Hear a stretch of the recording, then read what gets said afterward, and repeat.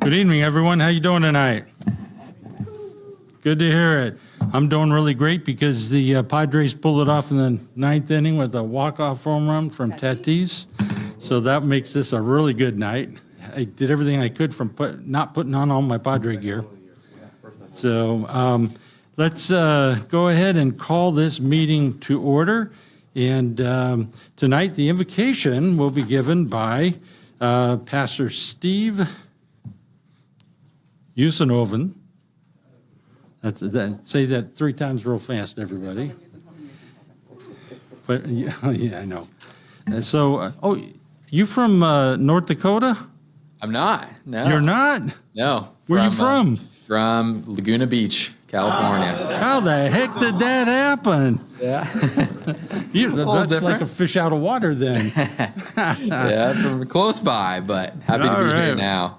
Well, let me tell everybody a little bit about you before we do the invocation. And of course, the invocation will be preceded by the flag salute. And where's Sophia? Raise your hand. Okay, there you are. And she's a new associate with Best and Creeker. So we're going to have her come up tonight after the invocation and lead us in the Pledge of Allegiance. But Steve comes us from Pathways Community Church right here in Santee, a long time friend of our community, and he serves as an associate pastor.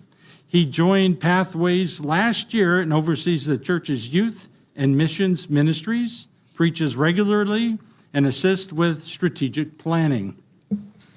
Steve earned his bachelor's degree from Azusa Pacific University and later completed a Master's of Divinity at Azusa Pacific Seminary. And, oh, by the way, you left that out of the original bio you sent me, but I found it. Yeah, I love it. That's a Christian institution known for developing leaders committed to faith, scholarship, community, and service. He spent much of his ministry investing in junior high schools, and college students, and has a passion for preaching, discipleship, and missions. Steve and his wife, Hannah, moved to Mission Valley 1 year ago. However, Hannah grew up in Santee, and they are thrilled to be back in San Diego County. They have a 1-year-old daughter and are grateful that she will grow up close to family here in Santee. But my guess is that you and Hannah are more happy that you have somebody to babysit that's close to you. We get some free date nights, so that's a win. Exactly. So when he's not at church, Steve's enjoying surfing, pickleball, and cheering on the Green Bay Packers. Green Bay Packers. Now I get to add the Padres to the list, though. Exactly.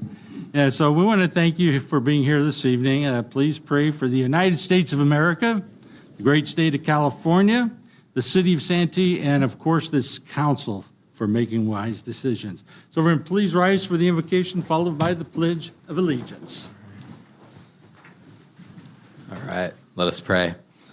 Heavenly Father, I thank you for this day. God, I thank you just for the chance to be here today and just the work that each of these council members is doing just to help make our city a better place. Lord, we thank you for just all the amazing initiatives happening in Santee, the fact that this is an incredible place to live, that we are blessed to call this city home. Lord, I do pray for our country just in the midst of just all the craziness happening in our world right now. God, I pray for our leadership, both at the local, state, and national level. Lord, I just pray for wisdom. I pray for discernment. I pray for guidance and for peace in such troubling times. Lord, I pray for peace worldwide in the midst of just the war in Iran. Lord, I pray for our state leadership. I pray for each of these council members just for the role that you have put them in for this time, for such a time as this, Lord. God, I pray that you give them wisdom, give them peace, give them patience, Lord. Give them a heart to learn more and understand how to best serve our people here in Santee. God, I pray that this is a place, a city that could be a light toward the rest of San Diego. We pray this could be a city that people are able to thrive in this city, Lord. And we pray for just the flourishing of this city overall. God, I pray for each of the leaders here today and for the decisions being made. May you be here in the midst, guiding their decisions. And Lord, we just pray for an amazing month, an amazing summer for those who are out of school soon, and for those who just get to enjoy time off with family and friends, and just being able to just enjoy the fact that we get to live in San Diego, in this area, in the midst of just such a beautiful place, and to be able to enjoy your creation, to enjoy the beach, to enjoy the mountains, to enjoy this beautiful world you've created. We pray all this in Jesus' name. Amen. Amen. Thank you. Thank you all. Good evening, everyone. Please join me in the Pledge of Allegiance. I pledge allegiance to the flag of the United States of America and to the republic for which it stands, one nation, under God, indivisible, with liberty and justice for all.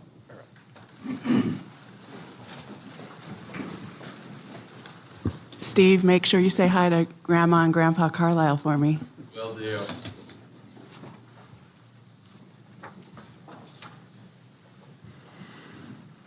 All right.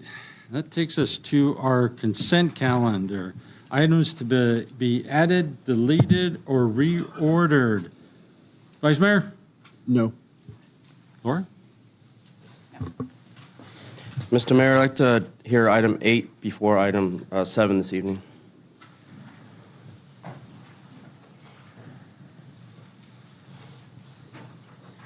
Anybody have a heartbreak or heartburn over that? Okay, that's what we'll do. We'll reorder those items. Rob, do you have any? No, sir. Changes? City Manager? Yes, we are going to be moving item 9 on the closed session to a future meeting. Thank you.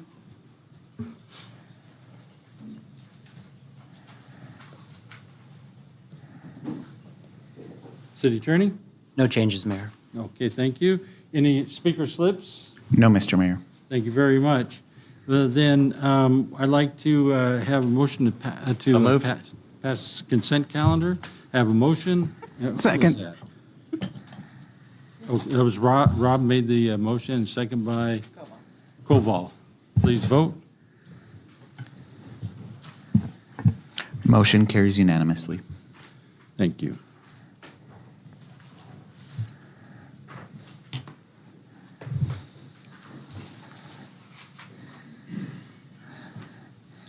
That takes us to non-agenda public comment.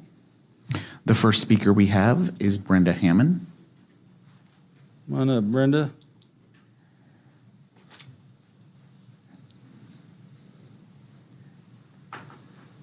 Good evening. I just wanted to thank the parents again for raising such good kids in Santee, because every time, like I said, every time I come here, they're working hard at, might be a fast food restaurant or Sprouts or whatever, and they're just very polite and very nice. Thank you. Thank you. The next speaker is Carl Constantino. Come on up, Carl. Welcome. Just a quick question. With the latest, I don't know if it's third, fourth, or fifth, disapproval of Fanita Ranch by the courts, are you guys going to go after it yet again? And I don't know if you can answer that question. We can't really answer that. But it just seems, especially since you got a sales tax increase on the thing, that you might want to leave it alone, since 90% of Santee doesn't want it. That was it. Thanks. Good evening. I saw something on CBS News the other day, 2 days ago, reporting that the mayor is looking at a pilot program for the flock cameras, and I want to know what's going on with them. Because what org that shows 32 of these cameras already in Santee, and I can vouch for 4 of them at the intersection of Prospect and Ellsworth, and they capture 24-hour surveillance of at least 12 houses because it shows the radius of these cameras. There's hours of information online on how poor the security of flock is, the flock system is. The city of El Cajon is being sued by the California State Attorney General. A lady named Christina Alser was falsely accused of a crime, and the sergeant that approached her flat out told her arrogantly, breath of fresh air in or out of that place without us knowing. Our tax dollars are being used to pay off many, many lawsuits because of how people in power are using these cameras illegally. In one 7-month period, 1.6 million searches from out-of-state agencies illegally used San Francisco. I'm sorry, what? No, that's somebody's phone. Please shut it off. Yeah, go ahead. Between February, 64,000 unauthorized accesses of these cameras. Many of the cities that have bought into the system are canceling them because of the hacking and not being a secure system. Flock your own research, as I have, to see how horrible this surveillance system is. Thank you. Just a quick question Yes, for sir. you. During that research that you did yourself, because there's a lot of negative stuff there. There is a lot of negative stuff. Did you find anything positive? Yeah, there's positive on it. There's people saying, oh, my stolen car got found, stuff like that. But ultimately, there's a lot more negative than positive. I mean, if we're having over 1 million illegal searches used on that, that's kind of in less than a year period, in a 7-month period. I think it was 1.6 million just from San Francisco's police department. That tells you that the flock system is not really locked into place. Did you research, was your research prior to 2025? No. So was you're talking about for portion of 25 and through 26 is where you got that 1.5 million or so? Correct. Okay. Is I'll come in 2 weeks with a lot more information if you want. well, that's not necessary. I'm very just curious because Senate Bill 34 addresses all this, and then the Attorney General in 2025, which is very recent, opined on what could and could not be. What we're looking at here, and I don't know if I'm saying too much, City Attorney, but what we're looking at is following Senate Bill 34 and the direction or opinion of the Attorney General to the letter, or to not continue with that program if we find anything that is going awry from that. That is refreshing to hear. One thing that's been a large problem with the flock is how easy they are to hack into. One guy saw a park camera, I forget what state, and I will find this piece of information again, saw a girl, purposely screenshotted her, used free facial recognition to find her, go to her house and say, hey, look, part, with the internet being what it is, security being lax for the most part because of how they're designed to be a positive. There's a lot of nefarious stuff going on with them. Great. Thank you very much. You're very welcome. And let's just keep some of these things in mind as we go through our process here so that we don't miss anything. Yes, thank you, Mayor. I mean, just a point of clarification, we're not operating the program. Right. The sheriff's operating the program. We would, essentially, we would allow the sheriff to operate the program if that's the final decision when the MOU comes back to you. But we certainly are monitoring these issues closely, and we'll continue to do so.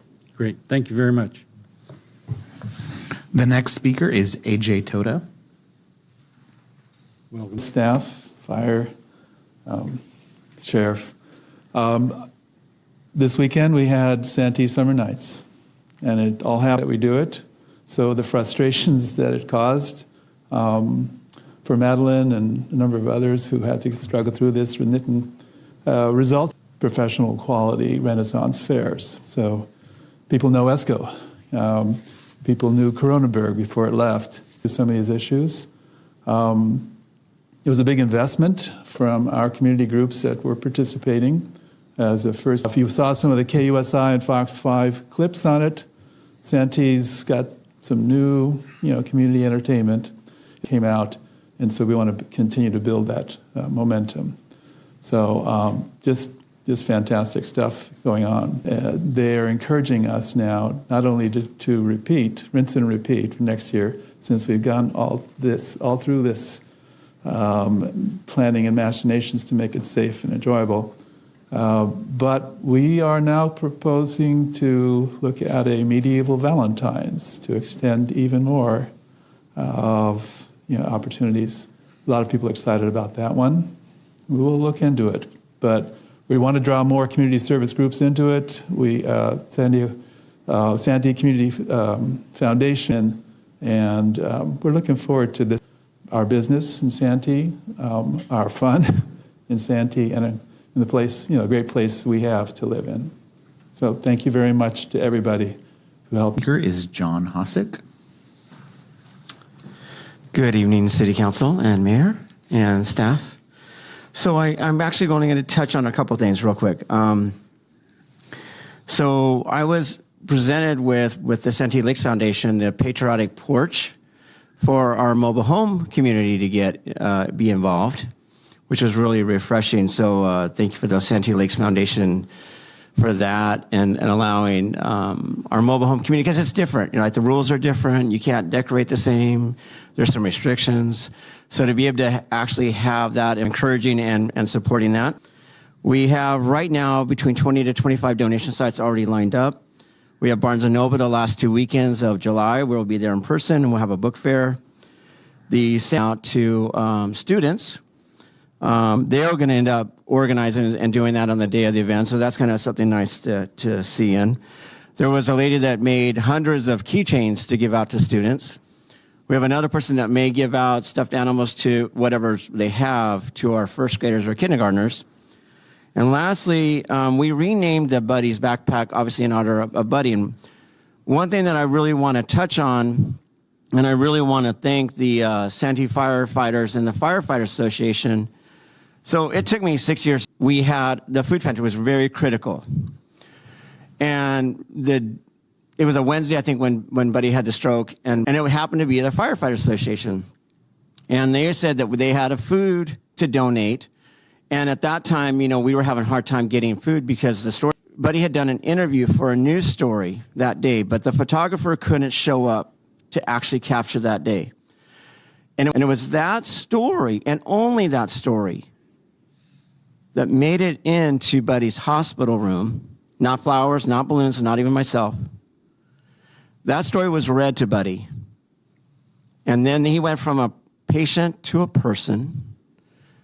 And for that, I room as well. Thank you. Thanks, John. Hard to believe that I had. That's it? Yes, sir. All right, then. Let's go on to item number 5, which is a resolution adopting legislative policy memorandum, which is LPM 2026-01, related to the General Council Meeting operating and outreach procedures, implementing SB 707 2025. City Clerk and City Attorney. Thank you, Mr. Mayor. Good evening, Mayor, Council members. At the March 25th, 2026 City Council meeting, staff updated the City Council on the virtual participation requirements of SB 707 and presented a draft policy for consideration.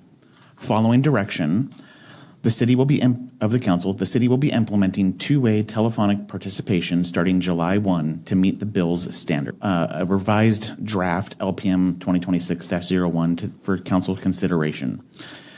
The update is specifically to section 14.1.1 regarding the submission of request to speak by telephonic attendees. The revised language will allow staff to be more adaptable while it is currently envisioned for individuals to email the city clerk's office their requests.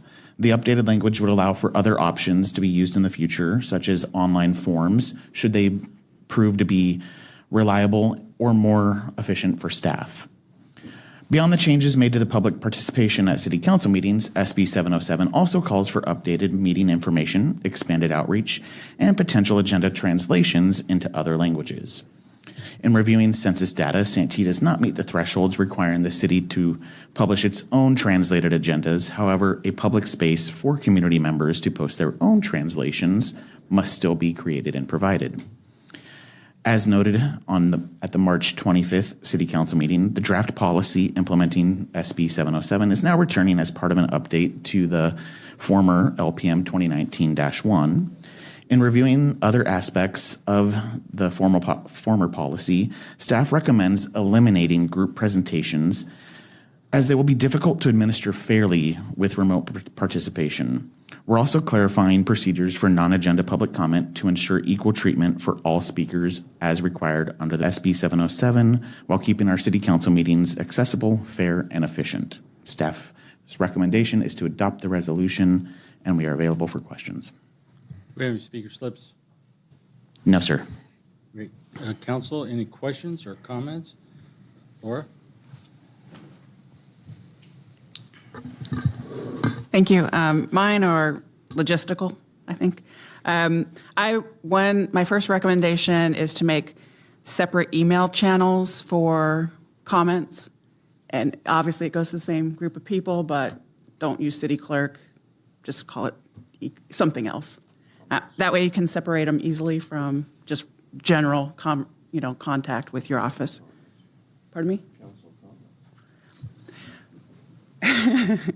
Got a little chirp in my ear. Okay. This is just more volume for us or not, but just looking over the whole item, one thing that I would like to see for written comments change is or the Air Pollution Control Board. We received them before the council meeting, and honestly, sometimes you don't see it at 5 o'clock. So maybe come up with some more structure related to that when you comment about protecting speaker privacy when it comes to their phone numbers. And at the Air Pollution Control Board, the digits of their phone number. But I don't know what the back end process looks like on your end. So that would be something to get for a long time. So that's why I'm using them as an example. They've obviously worked out a lot of kinks. And they have a form where the e-comments, as they call them, see all of them there. So there's no need to hand out or email anything. They're just all landing on the web page for that agenda item. So it's specific to the agenda. And then, I'm just curious how you, what will your parameters be for accepting comments like this? Like if somebody wants to call in, are they going to email you right up until the time we start discussing the item, and then you have to monitor your email inbox the whole time, and then what if something goes to junk folder? I don't know. Is it possible, and maybe this is a question for the attorney, is it possible to have a time cutoff for these kinds of things? What do other agencies do? I'm not familiar. Jumping into some of that, and Sean can jump in as well. Based on my understanding of the law, every person that submits a public comment has to be treated the same. So virtual speakers would have to be treated the same as in-person speakers.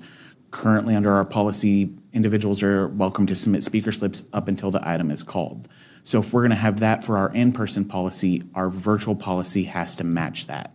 So yes, we would be constantly monitoring email or whatever system we decide to use as for the meetings, meaning, I already have my cell phone here. My emails go to my cell phone, and that's why initially we were thinking like the city clerk email, that goes individual emails to the entire clerk team. So if I'm out sick, it's a consistent, we're all getting them.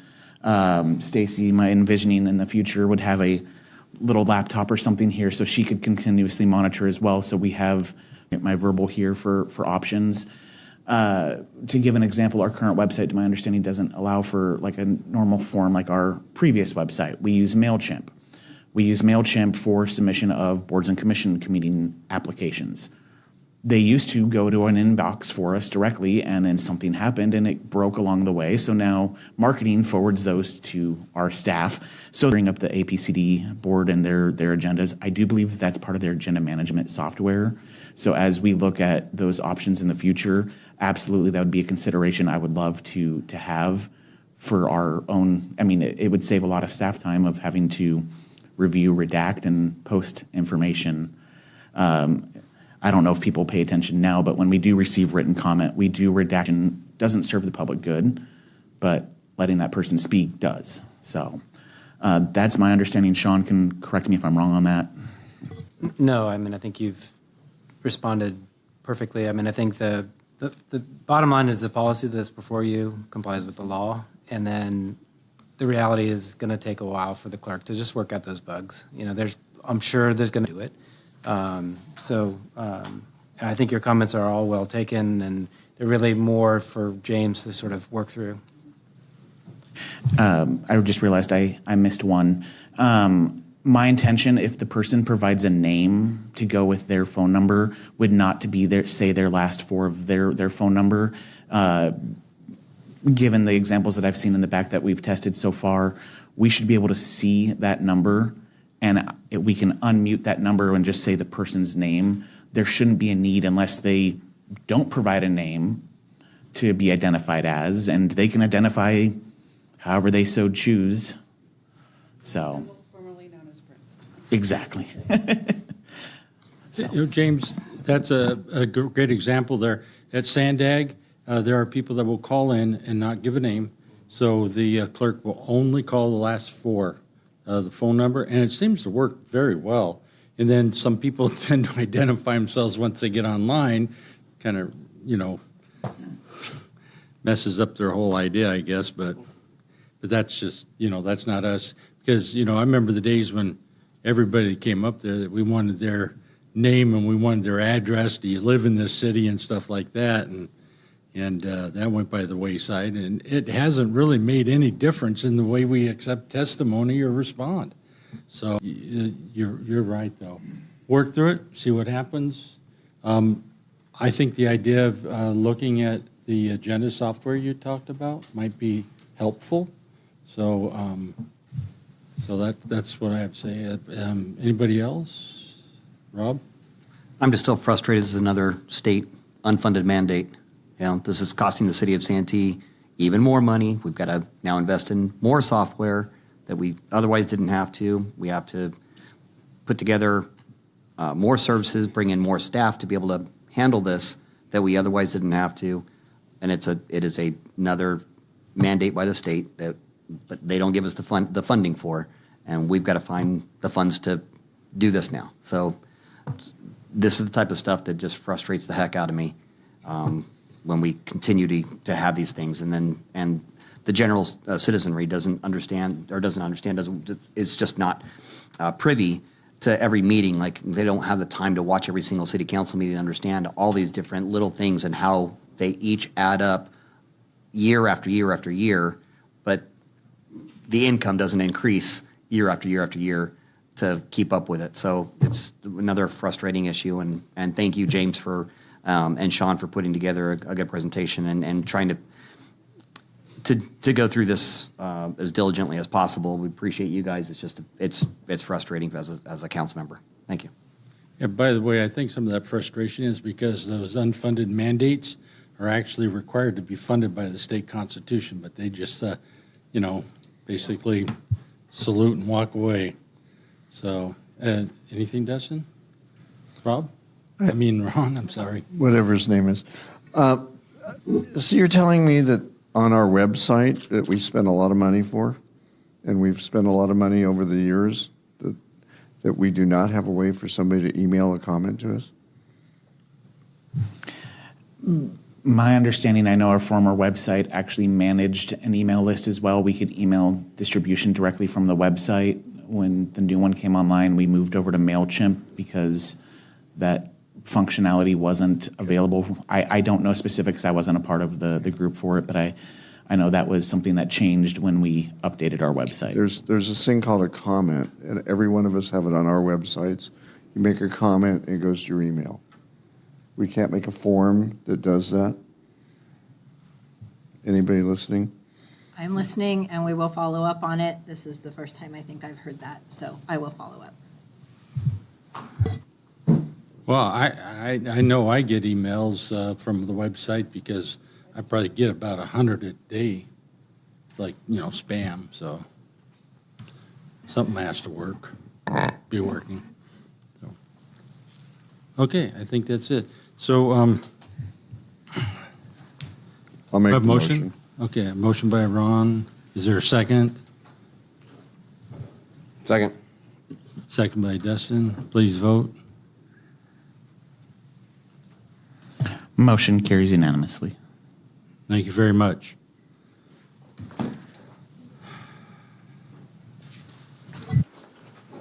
That takes us to new business, item number 6, which is a resolution awarding the construction contract to Pavement Coatings Company for the Citywide Slurry Seal and Roadway Maintenance Program project and determining the project is categorically exempt from environmental review under the California Environmental Quality Act. Good evening, Mayor, Vice Mayor, members of City Council. My name is Stephen Miller, Principal Engineer with the Engineering Department. Tonight, staff is before you with a resolution awarding the construction contract for the Slurry Seal and Roadway Maintenance Program 2026. That's project number CIP 2026-02.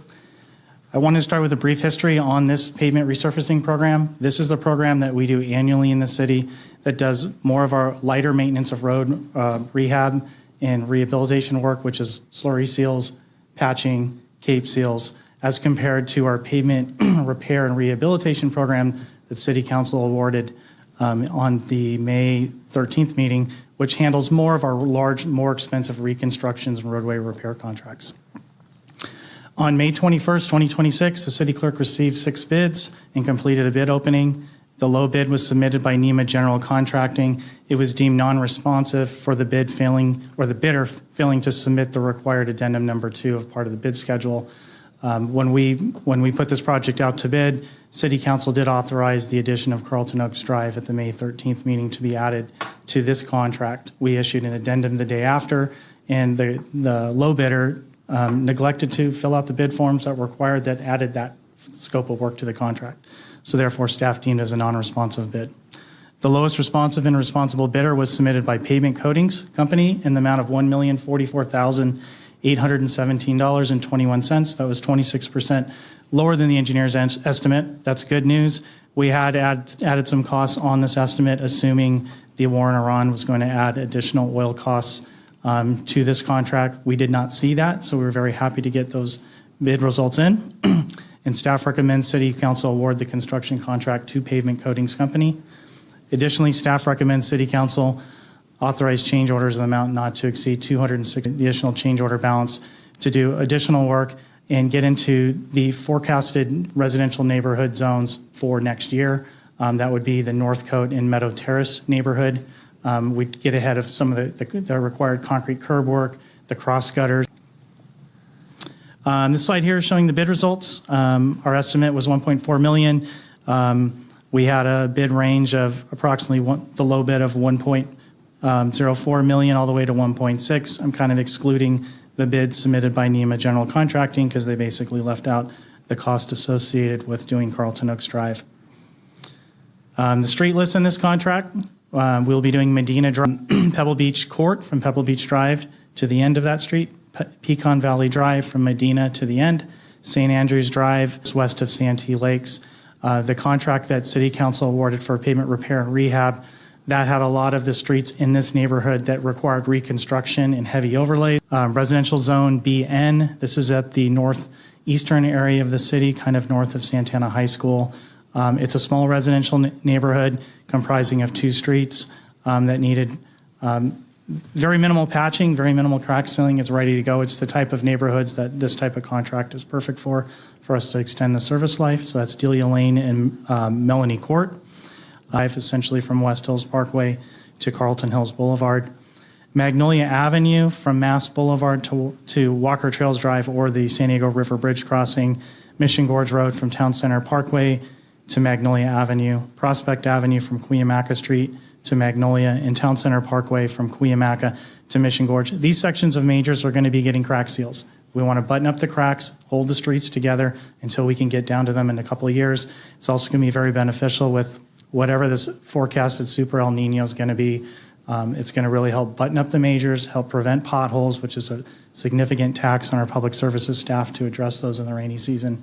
So this is really good preventative maintenance to extend the life until we can get surface treatments completed on those. Here's a project map showing the streets that you're seeing a double red line. Those are the areas that are going to get the crack sealing only on them with surface treatments later on. Contracting as a non-responsive bid, award the construction contract to pavement coatings for a total amount of $1,044,817.21. Director of Engineering, City Engineer, to approve change orders in amount not to exceed $261,200, and then determining this action is categorically exempt from CEQA pursuant to Section 15301C, which is existing facilities. With that, that concludes my presentation, and I'm Dustin? I'll go first. Steve, help me out here for the public's knowledge. So this funding here was funded in this fiscal year that we're in right now, right? So 25, 26? correct. And the work that we're doing is subsequently in the summer of? So the funding that we're using for this neighborhood had some, we have gas tax, RMRA funds in on it, some Transnet funding as well in general fund. And this is these current contracts are what are forecasted with the funding that comes online effectively July 1st. July 1st of next year? Of next fiscal year, correct. Right, but it comes out of this year's budget, or not? Correct. Yes, okay. Yes. So how much was RMA money and how much was the gas tax money and those things combines what's about $1.5 million? I'm just estimating here, so. Yeah, so the total project cost is about $1.4 million. I do not have that split for you, but I can give that, I can send that back to you. No, it's okay. It's so we had roughly about $4.5 million going to our paving this year and Yes. road maintenance. Yes, So $3 million of those were coming from the general fund, correct. roughly. So we had the 2.4 million or 2.12 million that we appropriated at mid-year. That's the general fund money that's being used on this contract, and then the pavement and repair contract that you guys approved 2 weeks ago, or a month ago. And the Transnet is 1.4. Yeah. So those two together add up to 2.6. Yes. So whatever we appropriated in general fund dollars made up the difference between the 4.5. That money, because that money is obviously coming from a tax, from the gas tax or from the SB1 or whatever, right? Right. So that's what I'm looking for. So to follow up with Heather's, approximately 2.6 million is what's coming from the outside funding sources we get from SB1 and Transnet. Okay. Thank you. 60% of all the slurry seals in the last 10 years. They did the slurry seals here on Magnolia Avenue. They've done numerous residential neighborhood streets. It's a good quality contractor. The staff that's still there managing and have been there for a long time. Yeah. Anybody else? Rob? I just want to say I like your safety cone lapel pin. Yeah. I really felt when we're for a little bit, so I kind of wanted to represent the poor road cone on the side of the road that never gets any street cred. That's all I got. All right, then. Any other questions? Okay, then. Motion to approve staff recommendation. Thank you. Second. Have a motion and a second. Please vote.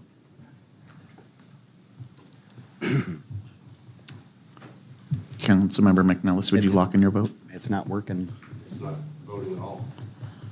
Oh, let's restart. When do they plan on finishing? For this contract, we anticipate to issue a notice to proceed for July 1st. Mobilization will probably take a couple weeks, so say middle July start. We should be done in September, October. Okay, since your voting machine is not working, James. Do a take roll call vote. Verbal vote. Yes, Mr. Mayor. Councilmember McNellis? Councilmember Trotter? Aye. Councilmember Koval? Aye. Vice Mayor Hall?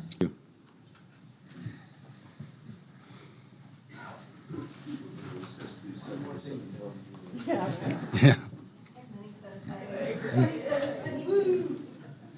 All right, so that will take us to item number 8. Mayor and council, as we've talked about at a few different meetings at this point in time, last year when you were developing the capital improvement program, our current CIP has about $327 million worth of unfunded projects in it. Those projects include a new North Santee interim fire station to address response times, apparatus that would go with that, remodeling Station 4, which we know is aging and kind of falling apart. Additional money to the last item, looking at our pavement management as well as our pavement rehabilitation program, as well as we have projects in the unfunded CIP to look at aging storm drain infrastructure as well as parks and other public facilities. So looking comprehensively at that unfunded list, there was discussion about that need to look at a comprehensive funding strategy. Council formed an infrastructure advisory group to begin talking to members of the community about the city's infrastructure needs, as well as looking at different funding options and talking to residents about the options that were available to the city. Last August, the city entered into a contract with Team CivX, and we have Jared Boygan here tonight from Team CivX. And part of that contract was to explore the feasibility of a local funding measure, specifically a sales tax, and then assist the city with outreach and education if that was a path that the city wanted to go down. At the end of calendar year, I'm now fiscal year, I'm crossing fiscal years and calendar years. At the end of 2025 in November, December, True North Research did a scientifically valid sales tax feasibility study that looked at a half-cent sales tax measure. It would have been for a 10-year period as it was presented in the study. It had guardrails in it, including things like a citizen oversight committee, as well as audit provisions too, so guardrails within the potential measure. It also presented arguments both for and against a potential measure and then tested respondents' reaction to those different scenarios they were presented with. It was super helpful in terms of helping us identify resident priorities for the city. The results of that study were presented to the council at the February 25th meeting. They showed that residents feel pretty positive about the city of Santee and the work that the city is doing. And we also saw that there was probably a high likelihood that were the measure to be presented to residents, that it had a high likelihood of support. Again, that was a point in time, and that was something that was pointed out by the consultant when it was presented to the council. There were also open-ended questions in that survey that I think were really helpful to all of us to hear what resident priorities are for the city. At that February 25th meeting, the council didn't provide any direction in terms of referring a measure to the ballot, but did direct staff to continue forward with outreach and education and meet with the infrastructure advisory group, which we've done.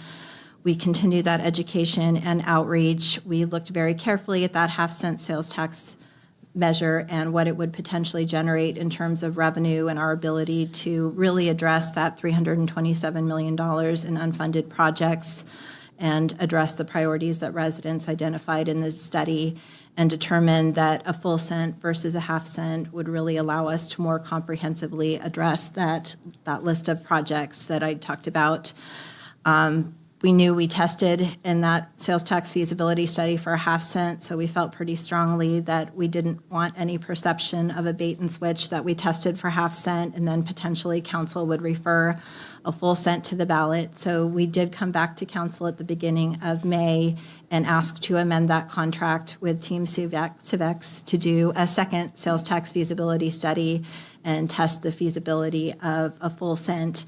Same parameters as that first survey, looking at potentially a 10-year initial period, the audit and the citizen oversight committee as well. And then it followed a similar pattern of presenting arguments both for and against and then testing the feasibility.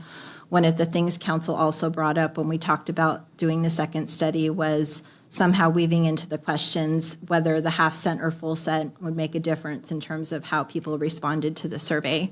So you'll hear in Jared's presentation tonight how that was addressed in the survey. So Jared's going to present the results of the study, but he's also going to present some of that education and outreach that we did. We did send mailers to all of the households in Santee that also asked more informally, not the scientifically valid study, but asked informally what resident priorities would be for spending for the city.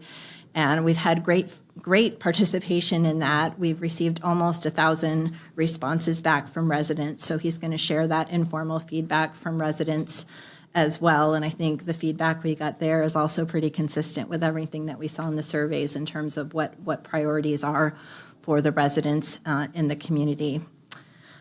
There is not a specific recommendation on this item intentionally. We are looking for some direction. That direction could include council directing staff to bring back a measure or measures, depending on the half cent, full cent, to council for action at a future meeting, and that future action would be referring to the ballot. Nothing that you would be doing tonight would actually be referring a measure to the ballot.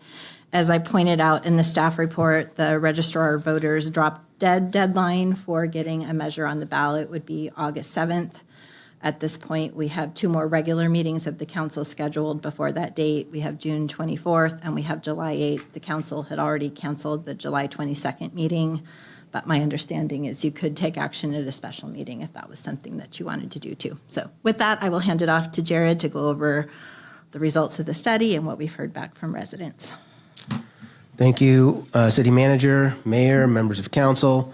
My pleasure to be back with you all tonight. I'm Jared Boygan with Team Civics, as Wendy introduced. For the first part of the presentation tonight, I'm going to channel the taller, bald gentleman that was here with me last time, so you just pretend I'm him for a little while here, Dr. Tim McClarney of True North Research. And this is the scientific data that City Manager mentioned. As a reminder, the purpose of this study was to understand support of a local sales tax measure in the current environment. We want to understand if a measure is feasible, if we put it in front of voters, and how community priorities stack up in terms of the kinds of things that it would fund, and in particular to compare the 1 cent sales tax option versus the half cent that we had previously polled. And obviously, it was also good to update survey results in light of recent events in the world and inflation, gas prices, et cetera. Some of those factors have changed since we were in the field the first time. So I think it was a wise move to come back and renew our data about 5 months later, 6 months later, just to be certain before you consider making a decision. So the methodology of the study is a stratified and clustered random sample of voters. I'm not a doctor of statistics like Dr. Tim McClarney is. I'll do my best to answer questions about methodology if you have them. What I can say is that the goal of a survey like this is to accurately statistically model a likely November 2026 electorate based on historical factors, the behavior voters actually have exhibited over time, going back many years. So, gubernatorial elections are different than presidential elections. November generals are different than primaries. We want to be modeling the right size electorate to give you the most accurate information that we can. Recruiting for a survey like this happens through email, through text, and through telephone. In the old days, it used to all be telephone. It is not like that anymore. A small percentage of these are completed by phone. Most of the completes come through email or text. Respondents are given a unique link so that the survey firm can be certain that only the correct person is completing the survey, and that link can only be used once, so you can't forward it to family and friends, et cetera. So that's how they can be sure that there's data integrity of the sample. And in this case, we were in the field in May, which means that recent events, such as the Iran war, such as rising gas prices, are baked into these results. So voters would have been aware of all of those factors. They would have been experiencing them prior to this going in the field. We had 436 completed interviews, which means an overall margin of error of 4.7% for these results. We started with a question of make good on that promise of asking voters about events or their opinions about their community. How would you rate the quality of life in Santee? These are really, really good numbers, very comparable to the numbers that we saw when we polled 6 months ago of excellent, good in the low to mid 80s, 83, 84% here, which is a terrific number. Dr. McClarney and I do this kind of work in lots of places around the county and around the state, in the region, and I would say this is the range of the most positive results that we do tend to see. Only a small number giving you fair or poor results. So indeed, people really do enjoy the high quality of life here, and that's a really good sign. Regardless of how they feel about the condition of the state as a whole or the direction of other factors in the environment. We asked them again, and this is an open-ended question, changes that they might suggest to improve the city. similar to what we saw in the mailer, which I'll get to later, and in the prior baseline. Improving infrastructure and roads rises very much to the top, and reducing traffic congestion is right after that. And then you have a not sure, can't think of anything specific, which is a pretty high. Normally that doesn't rise quite as high, but again, people have a very high quality of life. They're very satisfied here, but they would like to see us do something about roads and traffic. That's probably not a surprise to you, but it's interesting that it's reflected in the scientific data as well. We then ask them, generally speaking, are you satisfied or dissatisfied with the job the city of Santee is doing to provide city services? And again, comparable to the earlier survey that we conducted, you have basically 80% who say they're somewhat or very satisfied with the quality of city services, and only a small number, in this case about 14%, that are somewhat or very dissatisfied with quality of city services. So that's a mark of faith in you all as local government. I highly doubt if we ask them, how do you feel the county is doing? Or the state of California, that the numbers would look anything like this. I know that that's not what the county's numbers look like. That's not what the city of San Diego's numbers look like. Certainly not what voters say when we ask them about the state of California. So again, this is sort of a sign that helps us, differentiate between questions of local funding for local government versus state or county or other kinds of funding. Voters definitely feel like this is accountable local government that's doing a good job for them.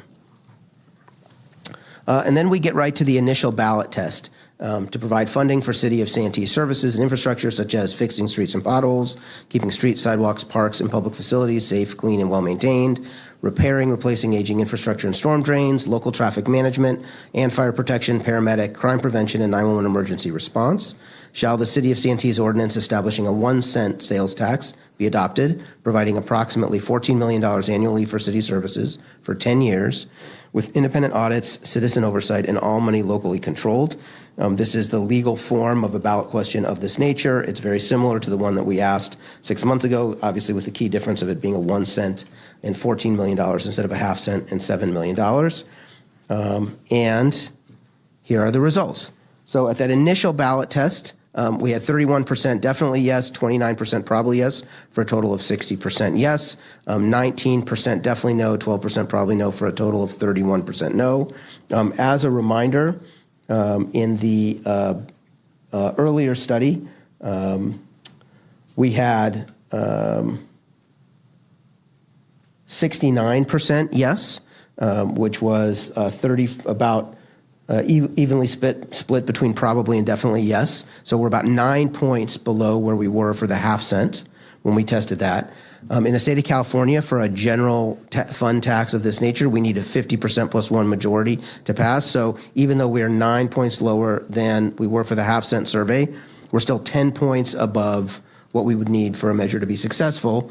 The margin there of the survey is 4.7%. So this is still an encouraging number for the 1 cent. And remember that this is still, we have current events baked in, as well as now we're asking for a higher amount. So I think on the natural, these results make sense that we would be lower than we were when we asked about a ½ cent 6 months ago. It's encouraging to see that we're still at 60%, which suggests viability on the face of it. We asked about the projects and services that they would prefer or favor be funded with revenue from a potential measure.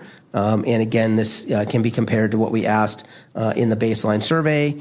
Generally speaking, we see that there's a mix of infrastructure and public safety priorities. It's what voters like to see local government spend its money on. That is true here. It was true in the baseline survey. In your case, voters are slightly more favorable of spending money on infrastructure than anything else, but public safety also rises. And it's also worth noting that if you add up the strongly favor, which is the dark green bars in this chart, and the somewhat favor, which is the light green bars, you're getting results that are approaching 90% favor spending some additional funds on these services. I will say that is very high. Generally speaking, the order of projects and services that we're seeing here is not that different from what we tend to see in many communities that, as I said, a mix of infrastructure and public safety. But the intensity that you have here, people would like to see you spend more money on these things. That is very clear here. We saw in the earlier slides about how much they'd like to see some improvements in roads and traffic management. And here they're telling you, yes, 62% strongly favor spending some new money on keeping streets, sidewalks, parks, public facilities safe, clean, well-maintained. 60% strongly favor make improvements to roads, intersections, bike lane signals to reduce congestion. 66, nearly 2/3 strongly favor fix potholes, pave, maintain city streets. So these are, the urgency that I think your voters are expressing is unusual, I would say, that they would like to see some more resources put into this. It's also a good sign, remember from the earlier slide, they don't think you've been neglectful. They would have given you low ratings as to your ability to provide city services if they thought this was your fault. That's not coming through in these numbers. They just feel like more attention, more funding is needed. So I think that's clear. There's not significant difference in the order here of these elements than there were in the survey we did 6 months ago. Okay, for this study to be an accurate feasibility study of the likelihood of a ballot measure to be successful in November, we need to present both positive and negative arguments around the measure, because if this measure goes to the ballot, if council should decide to proceed and put something on the ballot in a future meeting, there will be a campaign and there will be people arguing, proponents in favor of this, and there will be opponents potentially out there arguing against it. And so for this study to be reliable, we have to mirror what might happen in the space of a campaign cycle. So we present first some positive arguments in favor that proponents might say. And you see those here. What I'd like to do is tell you what some people are saying about the measure we've been discussing. Supporters of the measure say blank, and then we insert each of these questions. Many facilities, fire stations built 50 or more years ago are never modernized. They don't meet modern building or safety codes. They need repair for leaky roofs, electrical, plumbing, structural issues. Some contain asbestos and lead pipes. Kind of on down the list. You'll see those, again, the dark green bars indicate whether something was very convincing. The light green bars indicate whether it was somewhat convincing. You'll see the longest dark green bars down there include since 1964, the population has grown from 11,000 to more than 60,000. And during this time, we've just added one fire station. You can see that was near the top last time. It continues to be near the top this time. Also, all money raised here will stay local to fund essential services. Facilities here in Santee by law cannot be taken away by the state or county. That continues to be one of the most compelling facts here. And again, we're seeing your voters distinguish between taxes that might go to the county or somewhere else in the state versus that stay right here in Santee to make a difference here. And then the real question is what happens after that. So now at this point, they have been some of the ways you might spend the money have been articulated and some arguments in favor. And you see we climb to 63% at what we call the interim ballot test. We read that same ballot question to them again, that same 75-word question. And at this point, the gap between where we were 6 months ago for the half cent and where we are for the full cent has shrunk from 9 points to 7 points. So the interim ballot test for the half cent 6 months ago or 5 months ago was at 70%. Here we're at 63%. But again, for this to be a valid test of a potential the feasibility of a potential ballot measure, we must also present negative arguments. And we really don't like to pull our punches with this. We need to be really, we need to beat this measure up, and we need to mirror what opponents might say. There tend to be fewer of these arguments, but you see they're very hard hitting. And one thing that's interesting here, if you look at the third argument down, the developers are causing population growth. They should be the ones to pay this, to fix it, not taxpayers.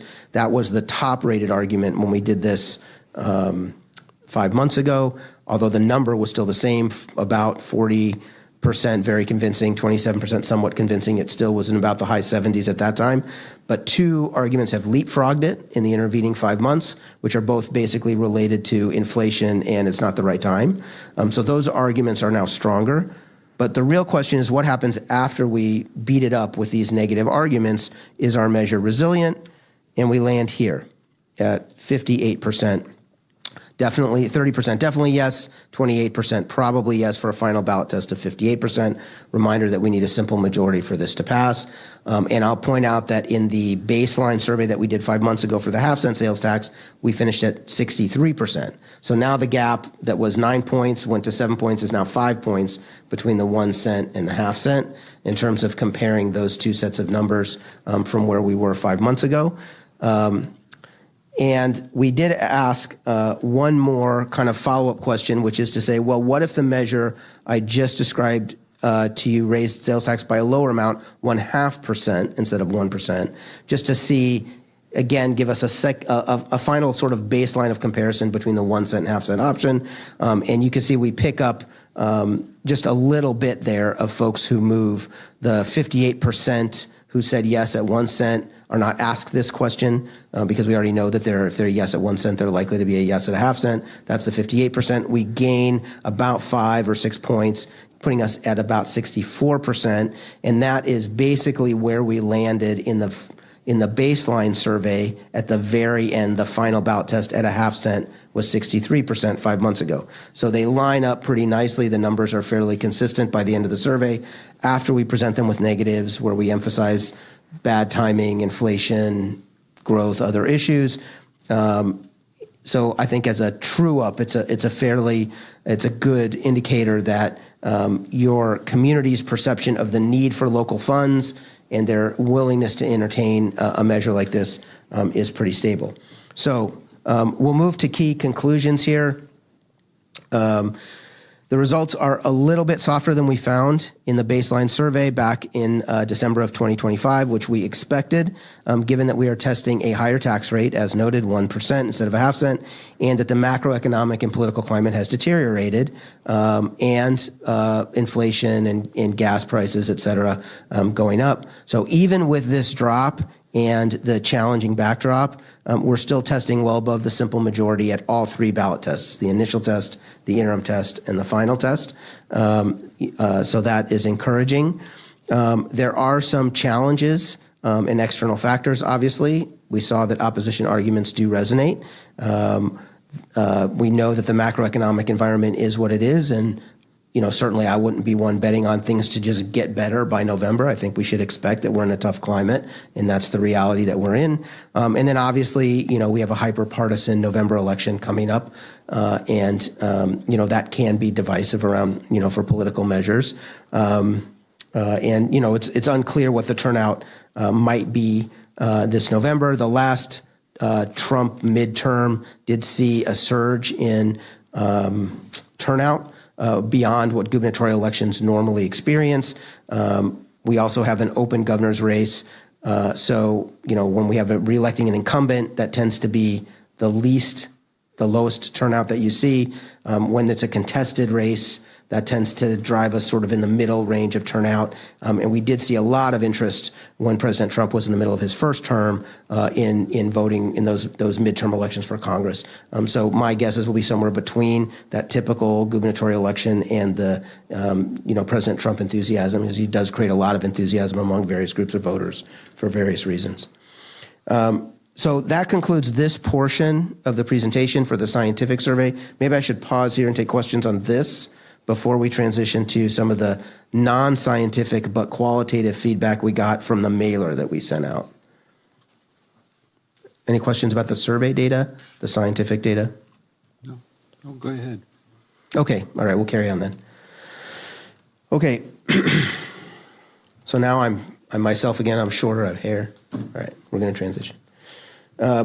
Okay, we sent out about 20,000 mailers to all of your registered voters in the city of Santee and invited them into this conversation.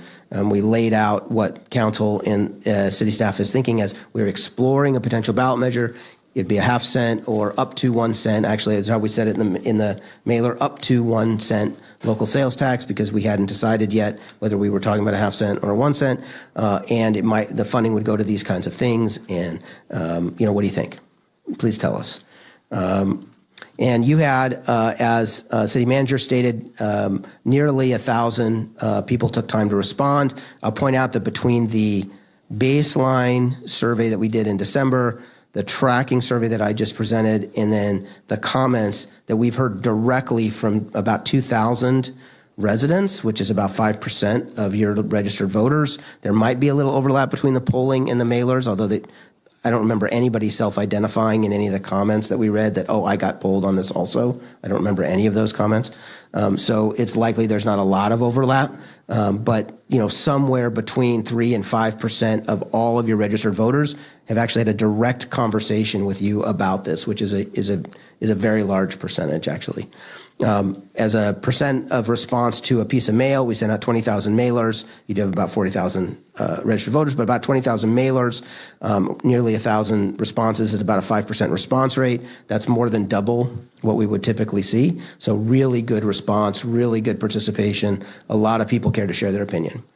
So similarly, now these charts I'm going to share here are non-scientific data. We didn't control for a sample the way that Dr. McClarney controls for a sample. This is anybody say what you want. This is your soapbox, say your piece. So we don't know who sent them back. We don't calibrate it by demographic. We don't balance to say, is it the right number of Republicans versus Democrats? None of that. This is just qualitative volume information, but it is interesting that it does tend to mirror what we saw in the scientific survey results, which again is very typical when we send out these kind of mailers.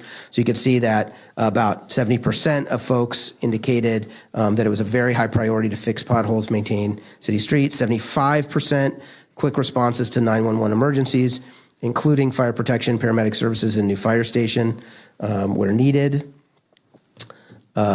Improving roads, intersections, sidewalks, and signals to reduce congestion, 57% high priority. Again, similar to what we saw in the scientific survey data. Keeping streets, sidewalks, parks, playgrounds, public facilities clean and well maintained, 65%. Very high priority. And you can see small numbers of these are low priority, the yellow bar, right? So even people who don't say they're high priority, they're not willing to say, I'm not concerned about this. And then, of course, we got several hundred actual written comments, which people either entered in themselves online or which city staff transcribed in the form. Council members certainly would be welcome to peruse, those comments individually if you wanted to read them. We've grouped them into different categories here.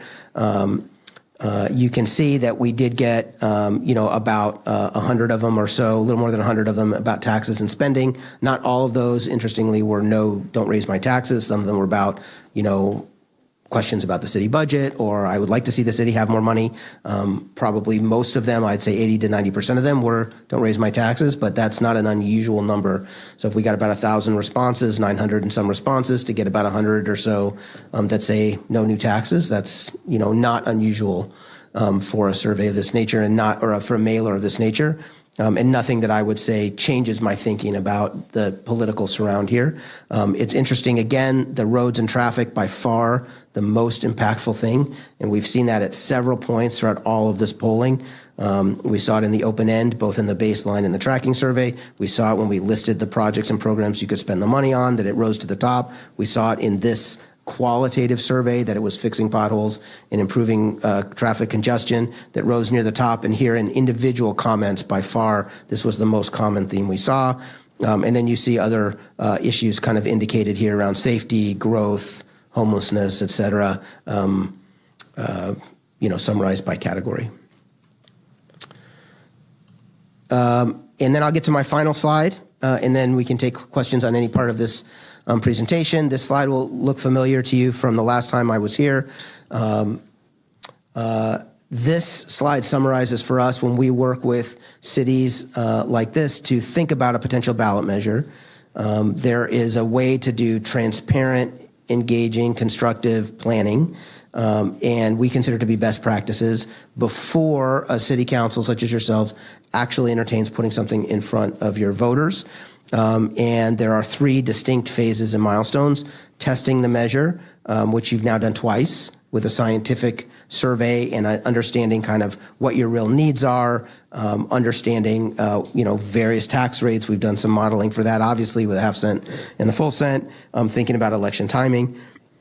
vetting the measure, really important to be transparent, right? As a city council, it's a big decision to say, here, voters, please consider this and tell us what you think. You want to know that you've vetted it and you've made clear to everybody that you're thinking about it. There are no surprises here. You have been incredibly transparent, and we've got really good feedback. As I said, possibly as many as 5% of your voters have actually had a direct conversation, either through the poll or through the mailer with the city about this issue. That's a lot of transparency on a big decision like this.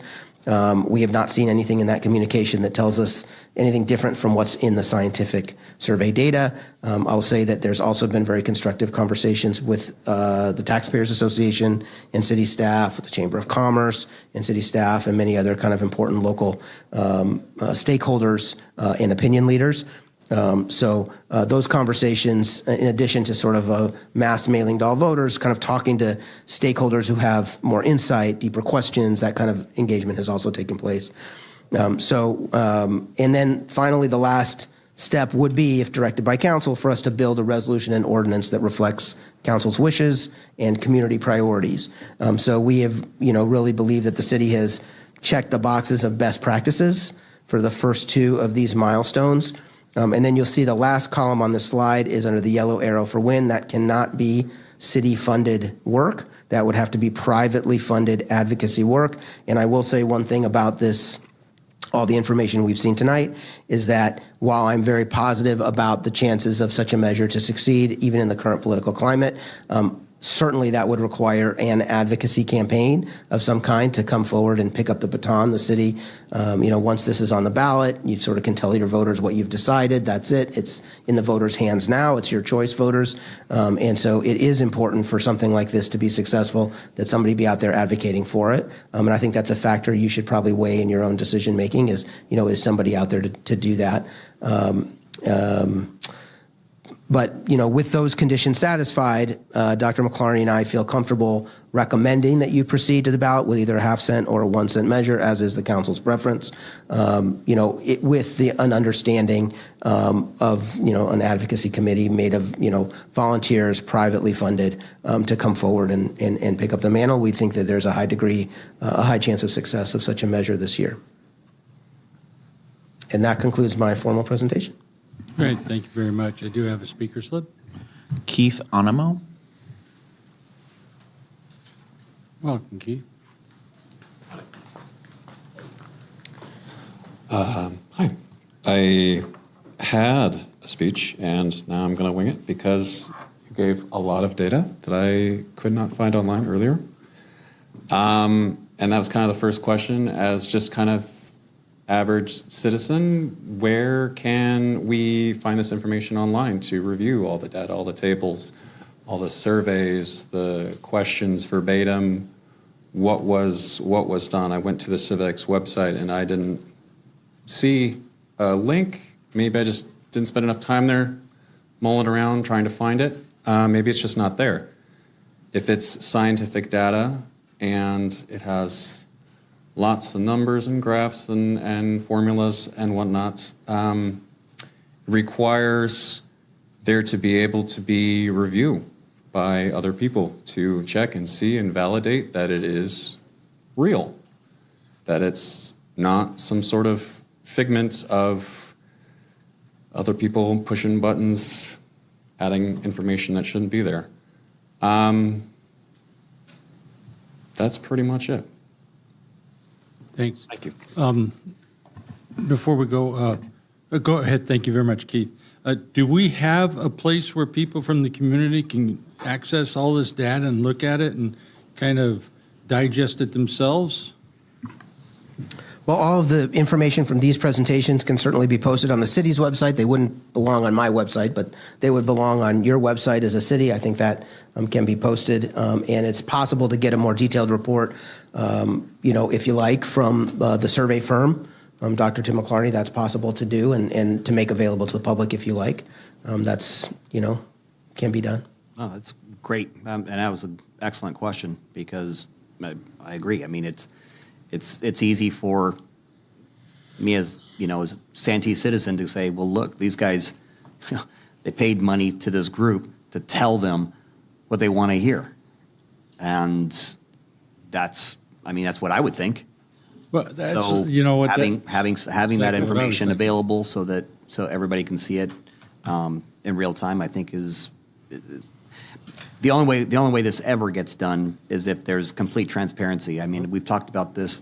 I talked about this years ago when we were dealing with labor contracts, and because we didn't share information back and forth, and I thought that was ridiculous. It's all the same family. It's still the same family. The city of Santee is the same family as the city of Santee. It's their money. It's not our money, and they should see where everything is going. And I still keep waiting for somebody to tell me where the fraud and waste is, because I would love to find that here, because there isn't any. We run the most lean machine in the county, and but that's easy for me to say. I've sat up here for 16 years and watched this go through, and I've seen some. It's not to say every decision's been perfect. We've made a couple of bad decisions over the years with some of the software or whatever. But you know what? But the city of Santee definitely runs very, very lean. We don't waste any money. You don't have these pet projects that we're funding on the side. None of that stuff. But the average citizen doesn't understand that. They don't know that, because we're the same as the county, as the state, as the federal government. In their mind, it's just government. So having more information like that readily available, I think, is going to be the only way this has a chance of succeeding.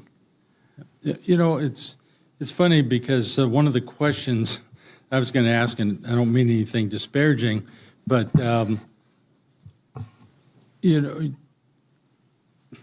do I say this without being too derogatory?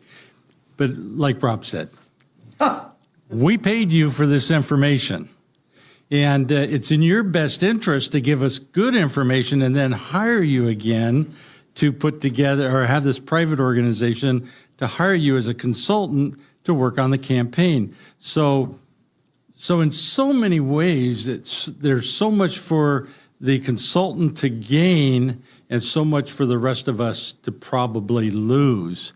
And not that I want to be the skeptical person, but that's the way I am. And so tell me, I guess, what is it that you can tell me and some of the others that can convince us, and I don't even know if this is not right to ask you this, that this isn't a way to make money? Yeah, I welcome the question. I appreciate it. It's a totally valid question.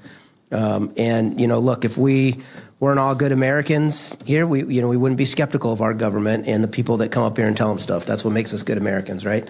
So I think that's a totally legitimate question. I'll say a couple things about it. The first is, there's no guarantee that I would run any kind of campaign. Another consultant might do it. That happens plenty of times. That's not. The second thing I would say is, it's not in my business interest to stand up here and give you bad information, because I will not get hired again. City managers talk, city council members talk. I'm here today because I've given good information to other cities and agencies in this county over the past 15 years. That's how I got here in the first place. And Dr. McClarney and I have told many agencies this year, it's not your year. We're looking at your numbers, and your numbers aren't good enough. And we know you have needs, and you'd like to go, and maybe you've even had success before, but it's not your year.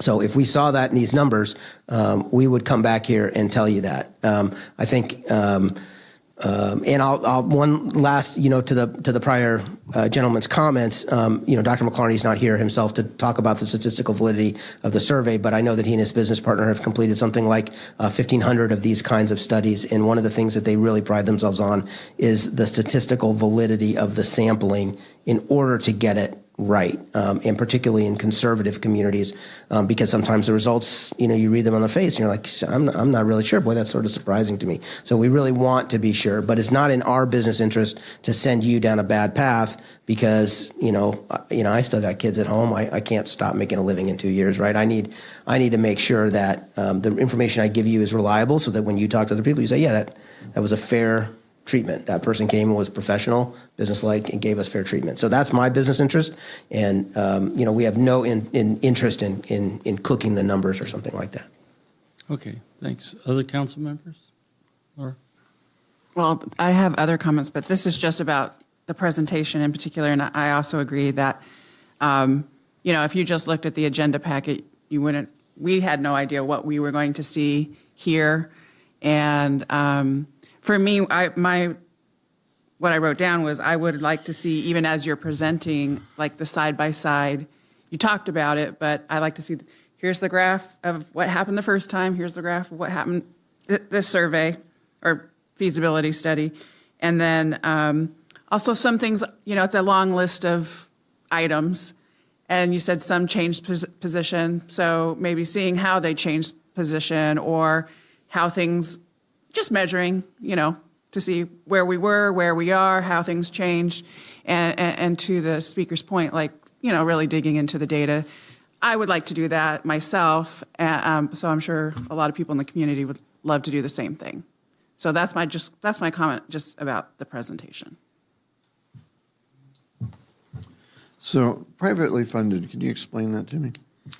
So in California, what typically happens when a ballot measure like this appears on the ballot, which is different from like a city council campaign, is a group of citizens form what's called a primarily formed ballot measure committee.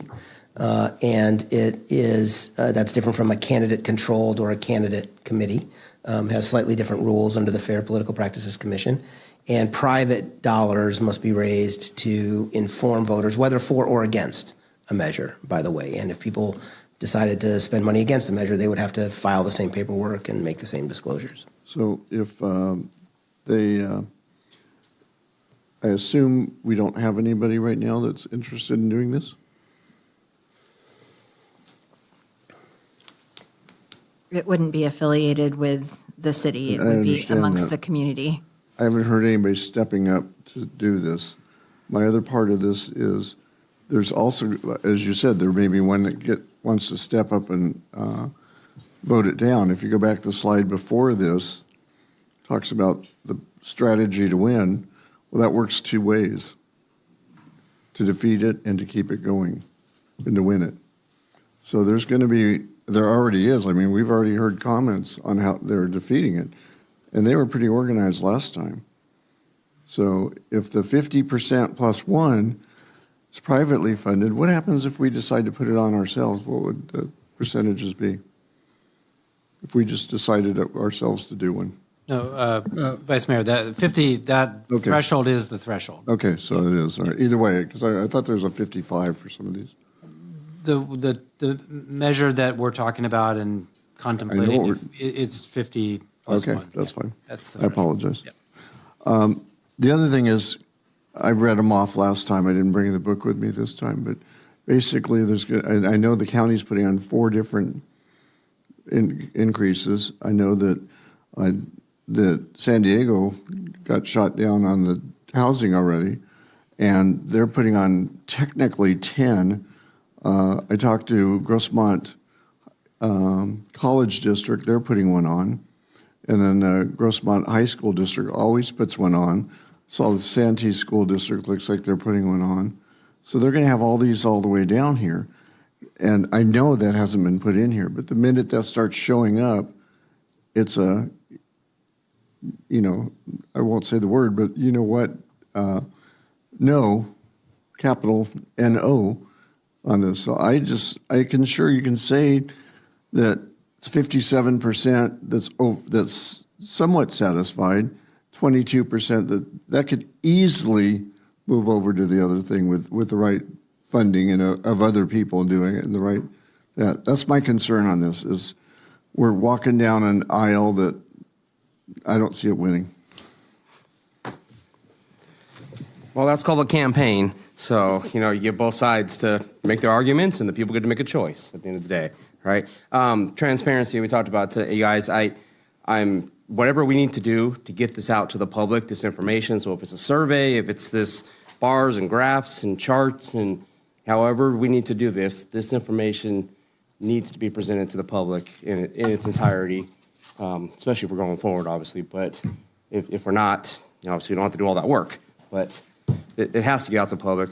I'd like to know some of the cities that we rank better than. Do you have any other information for me, Jared, on that?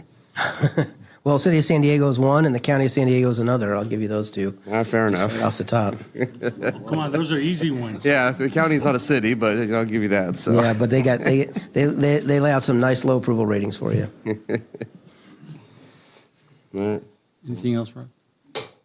So here's my thought on this. Because I've been doing political action a long time. And there's transparency, like Destin says, is the number one, operating theory here. For instance, when we created the infrastructure working group, there was a lot of concern that we would choose what I call the usual suspects to be part of that committee. Those are the people that are on, like our Park and Rec Committee or Salary Setting Committee or things of that nature. Many people believe that's the road we would go down because they have a propensity to always tend to agree because they like their positions on a lot of committees and commissions. So the idea this time around was to choose people to be on that committee that generally have nothing to do with the city except that they live here or they work here. That was a group of people from business, churches, schools, and things of that nature. And from what I understand from the feedback I've got, a lot of those people were very surprised about what happens and what doesn't happen in our city as far as things that are being maintained. We have talked so much over the years about our infrastructure, meaning roads. I'm going to talk about roads mostly. And that our condition pavement index reports shows that at one time we were 65%, if I remember correctly, or right around there. And then, we started really about 5 years ago working on that very hard. And people don't realize that how much money it takes to fix roads. We're going to be talking a little bit, and we talked a little bit earlier about, just crack sealing and how much it costs. And so, and then we also heard earlier about how, the state government's making us do things according to the Constitution of California, they're supposed to pay for it, but they don't. So my question is going to be, how do we respond to people that say, well, why would you raise taxes? Why don't you just cut someplace? And Rob's already addressed that. We have made so many cuts over the years to projects that people just wanted us to do things, and so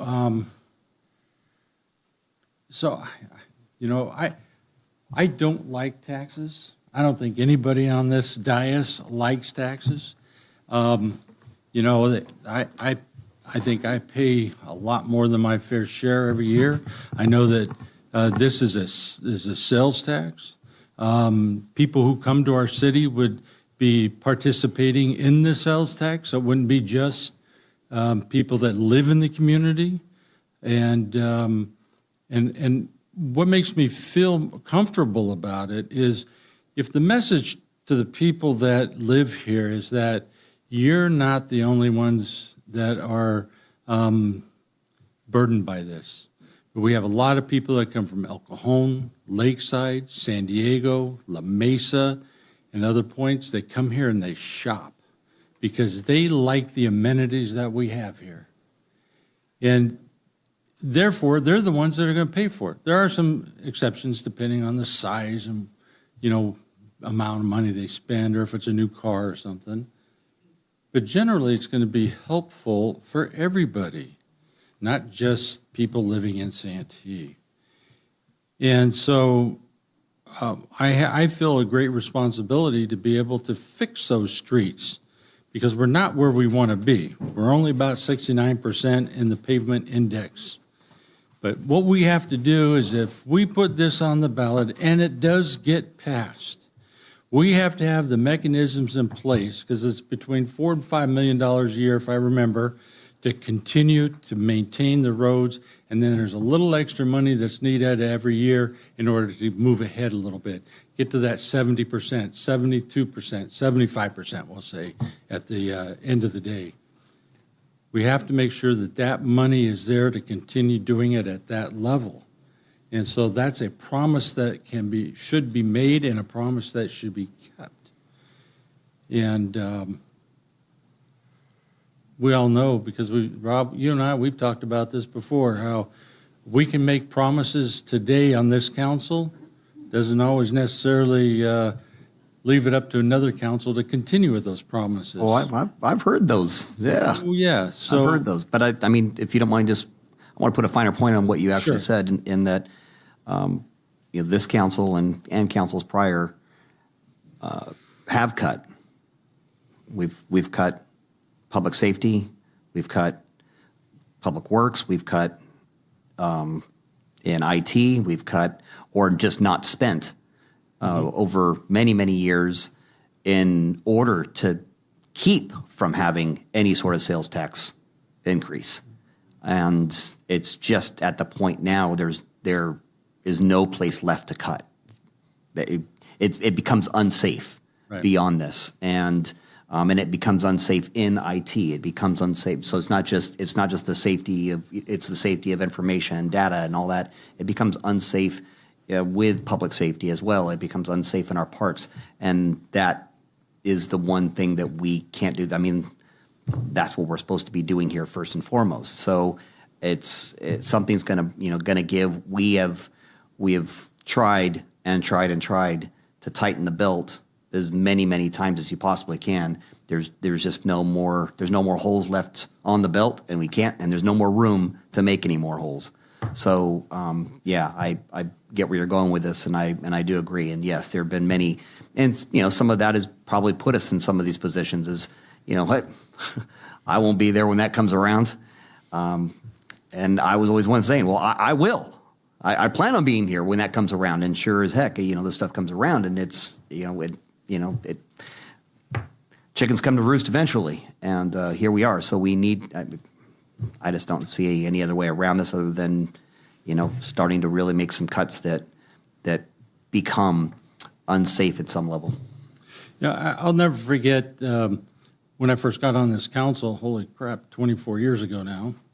And Brian Jones and I we're brand new, and we were listening to like a Park and Recs committee type stuff, and the first thing we did is we cut a project that was absolutely ridiculous, and that was funding senior citizens to go to Las Vegas and gamble. It never made sense to me why we would pay money to take, because the idea is that they can't afford to go. Well, if we're paying for them to go, how is it that they're affording to gamble? And so I know those are the kinds of things, the simple things, obviously. Penny slots. Pennies. Yeah. Back then, they had penny slots. So the idea is that, even at the smallest amount, you look for savings. And you're right, we've gone down that road many times. Well, we're about to go down it tonight more. And we are. And okay, I'm going to go ahead and let you have a couple more comments, and then I'm going to finish it off. Yeah.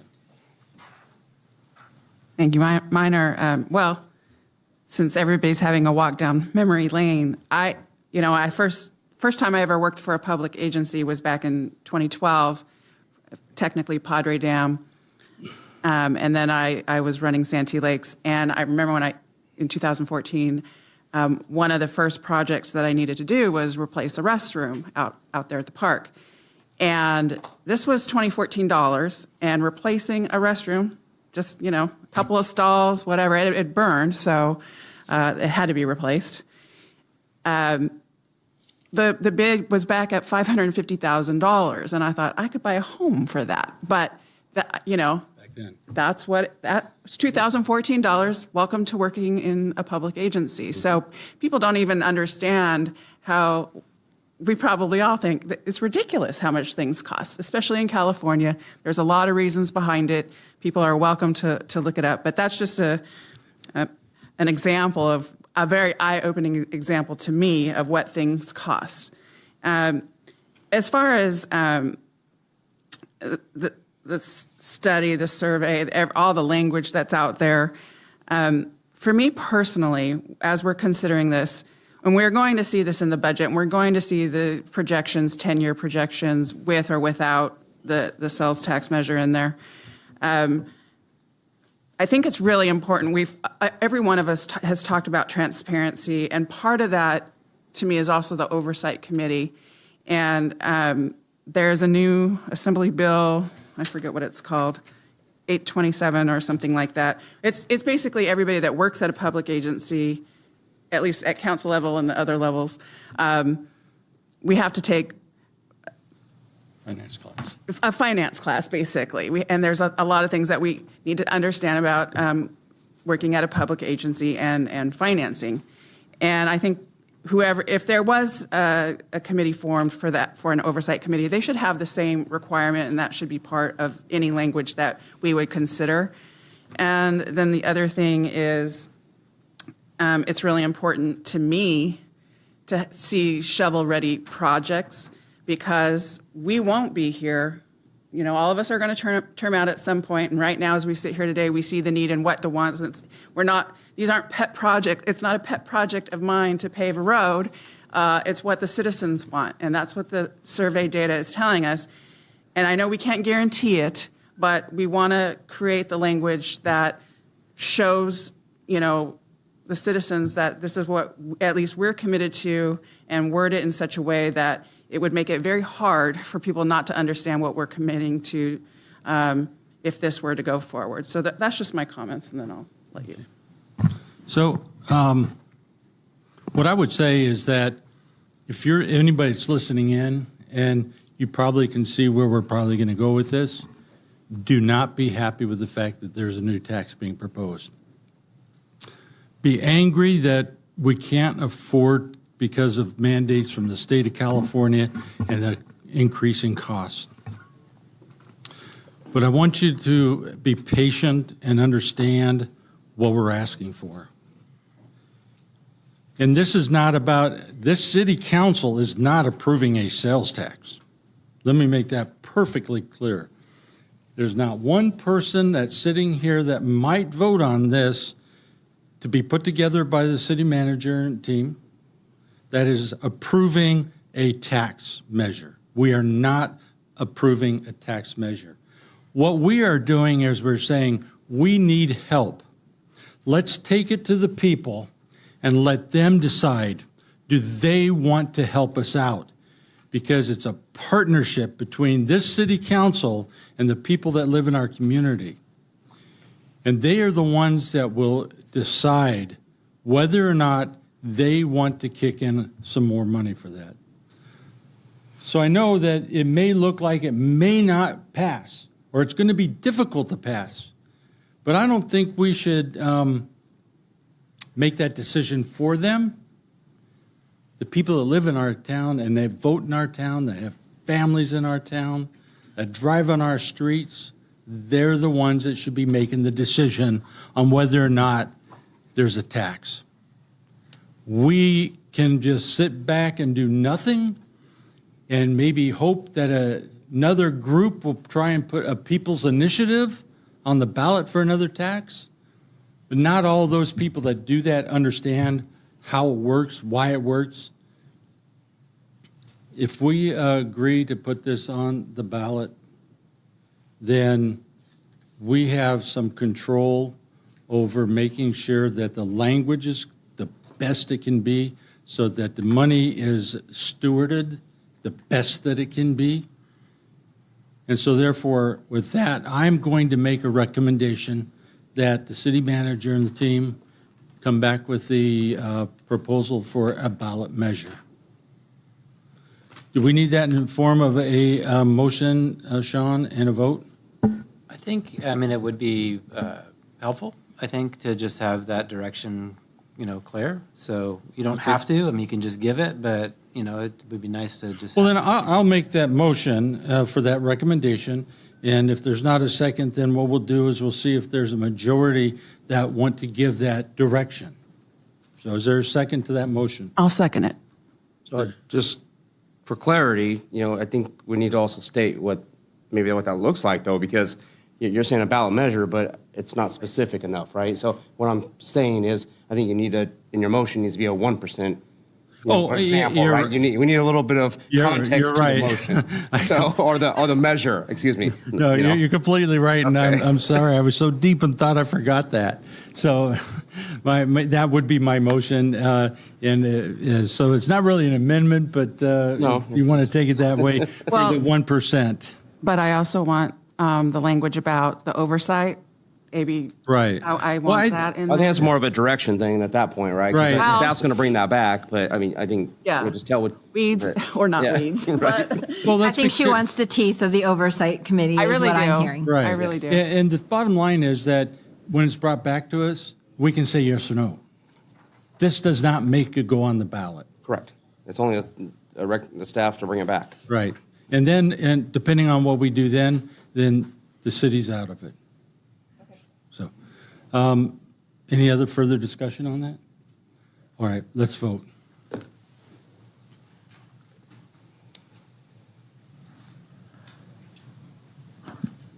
Motion carries unanimously. Councilmember Vice Mayor Hall voting no. Sorry. Motion carries with 4 aye votes. Vice Mayor Hall voting no. Thank you. And thank you very much.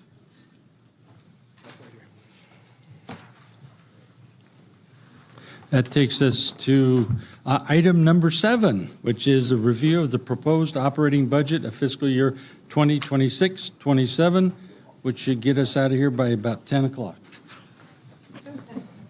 I think I'm kicking it off and then handing it off to Heather. Before you get started, you Come on, guys folks need to up there. take a quick break or anything? Staff? Okay, let's go You gotta ahead. go to the bathroom. Caffeinated. Sufficiently caffeinated.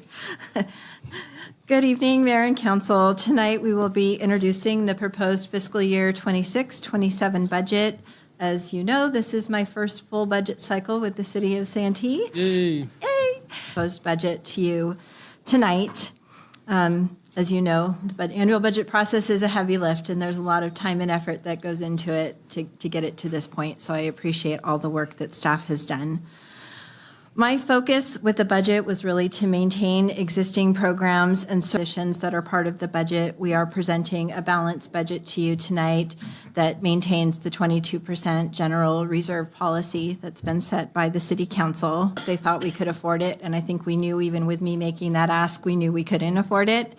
So in addition to what Heather's going to be presenting tonight that are the proposed recommended items to be funded, there are literally several $1 million worth of requests that came in from departments. Some of that's equipment, some of that's programs, some of that's personnel. They're not necessarily not valid requests, but we didn't have money to fund them, so that's why they are not being brought forward.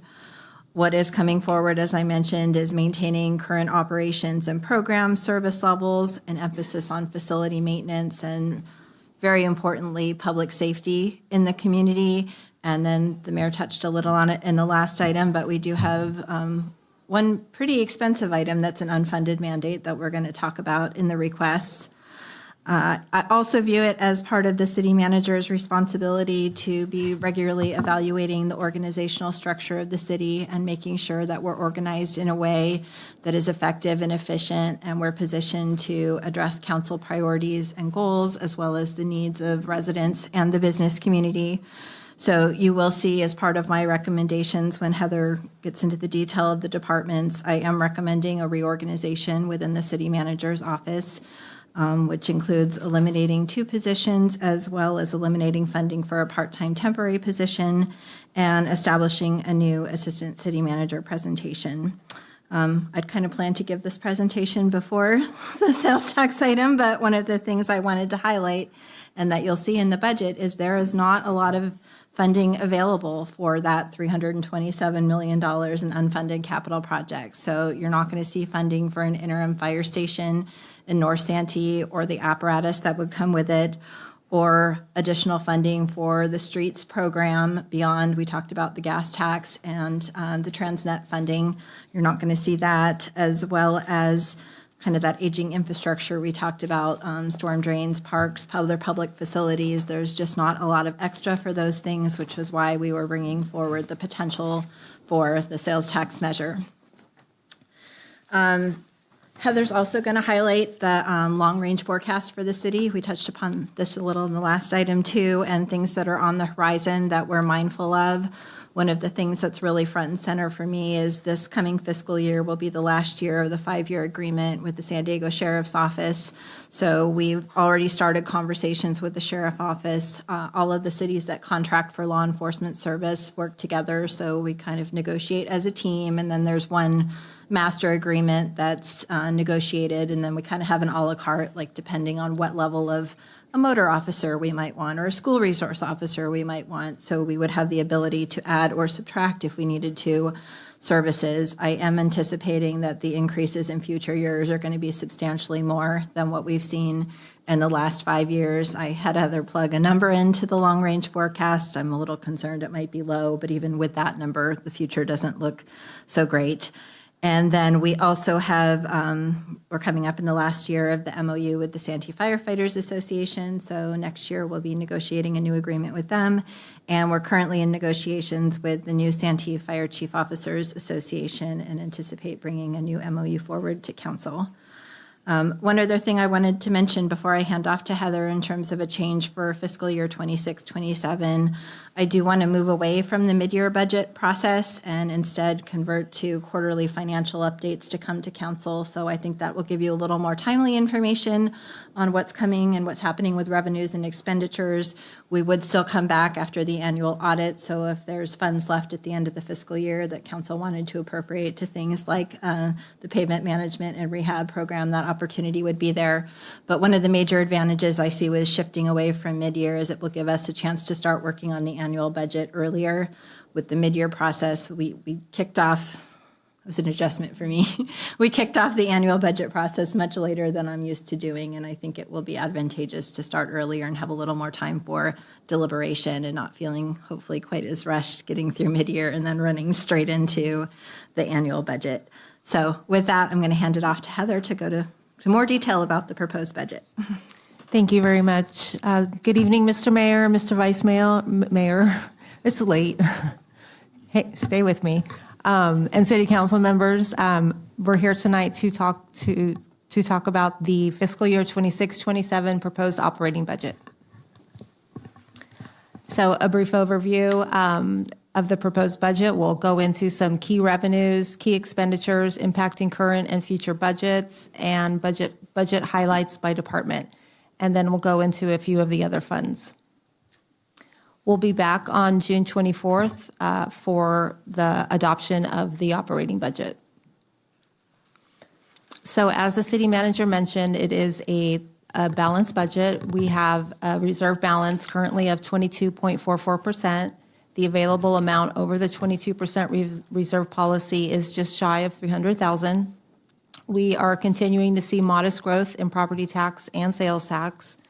We are still facing economic uncertainties with persistent inflation, steady but modest revenue growth, high mortgage rates resulting in still a cooling buyer demand, and consumer confidence that continues to be a concern. One of the major items in the current budget and future budget, of course, is CalPERS costs. This year, total costs are about $8.4 million. This is an increase of $494,000. Of the $8.4 million, $5.6 million is attributable to the city's unfunded liability. This amount increased by $465,000. And something to point out, if you look at where the increase is coming from, the majority of the $465,000 is the unfunded liability. The remaining $29,000 is an increase in the normal cost, which is the amount of money that must be contributed each year to pre-fund retirement benefits of current employees. $29,000 is a very small increase year over year. The primary reasons for this are, as our workforce turnover continues, a greater number of employees become PEPR members, meaning they have a higher retirement age and a reduced benefit.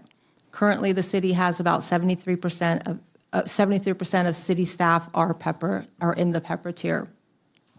Employees also contribute towards retirement costs, including a portion of the employer's pension cost. Another item to point out is the decelerating growth of the unfunded liability. In the prior year, the change year over year was $788,000. This year it's $465,000, which is a difference of $178,000. The primary reason for this is better than expected investment earnings over the last 5 years. We are averaging about 7.1 when the the assumed rate of return or the discount rate is 6.8. And secondly, we've had 5 years of additional discretionary payments. So speaking of additional discretionary payments, we have budgeted $600,000 in the budget this year. This would be our sixth consecutive year of additional of ADPs. The current projected interest savings from payments made to date, which is $2.9 million, is $2.7 million. Another big part of our budget, as the city manager referenced, is the sheriff contract. Our contract this year is $18.9 million, which is a 3.5% increase, or about $640,000. This is the last year of the current contract. We expect future contract increases to be significantly more than we're currently experiencing. Other future items. We will be back next year with an updated CIP budget, but currently still have the $327.7 million in unfunded infrastructure. This, as the city manager mentioned, this is the last year of our current MOU with the Santee Firefighters Association. We are still seeing increases in medical liability and workers' comp. And we also are having to deal with unfunded mandates. So this is the 10-year forecast. This forecast demonstrates how the city would fare if we kept going status quo. The big takeaway in this projection is an estimated increase to the sheriff's contract. We don't know what the increases are yet, but have used a 6.5% increase in years 1 through 3, beginning in fiscal year 27-28, and then 5% thereafter. The forecast also includes 2% COLAs, 3.5% inflation, CIP funding every other year of about $1 million. You'll see that the reserve amount reduces each year, but it should be noted that the city manager and finance would not bring a budget to city council that dipped below the reserve amount unless, of course, we were directed to do so. So even though the reserve does start dipping, there would definitely be adjustments before we brought a budget back that was below 22%. This is a kind of a quick glance at our budget. Our revenues are projected to be about $68 million, expenditures $66.6 million, which gives us some revenues over expenditures of a little less than $1.4 million. We have transfers to other funds of $610,000, transfers to the CIP of $572,000, and then, as mentioned, the additional discretionary payment to CalPERS of $600,000. Overall, our change to fund balance is $394,000. We are anticipating starting the fiscal year with fund balance of little less than $5.3 million and ending with $14.9 million. So as mentioned, we are projecting $68 million in general fund revenues. This is an increase of about $2.4 million over the estimated current year revenue, which gives us about a 3.67% increase overall. We have, this is a graphical representation of our revenue growth. You can see property tax and sales tax have both continued to grow at a pretty reasonable and steady pace. Charges for services, this is also showing increases. Franchise fees tend to be have a little bit of a slower increase. This is mainly due to we have two franchise fees, SDG&E and Waste Management, that do continue to grow, but we have the cable franchise fees that continue to decline. So those offset a lot of the gains we make on the other two.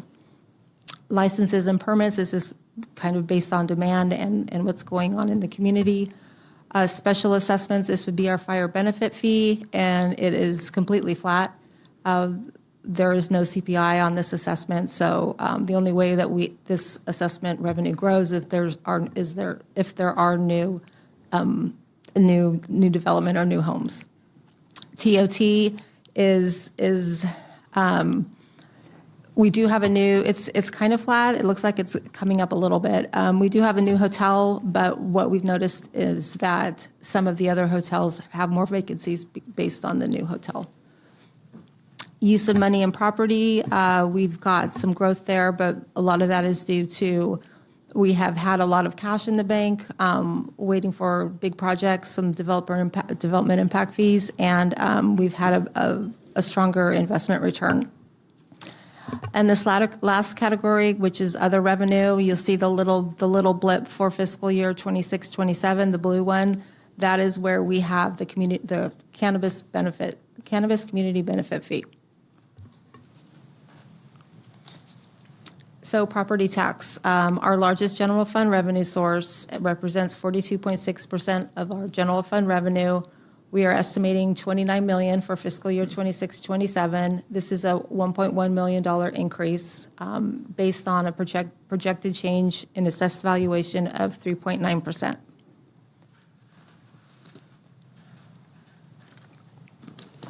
Sales tax is our next revenue source, our second largest revenue source, and it represents about 30.7% of general fund revenues. We are projecting $20.8 million for the next fiscal year.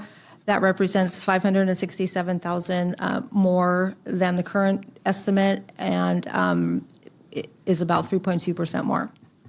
Where we're seeing growth in sales tax is in the following categories. It's in autos and transportation, building and construction, fuel and service station, and because of these increases to these three categories, we also see an increase in the county pool.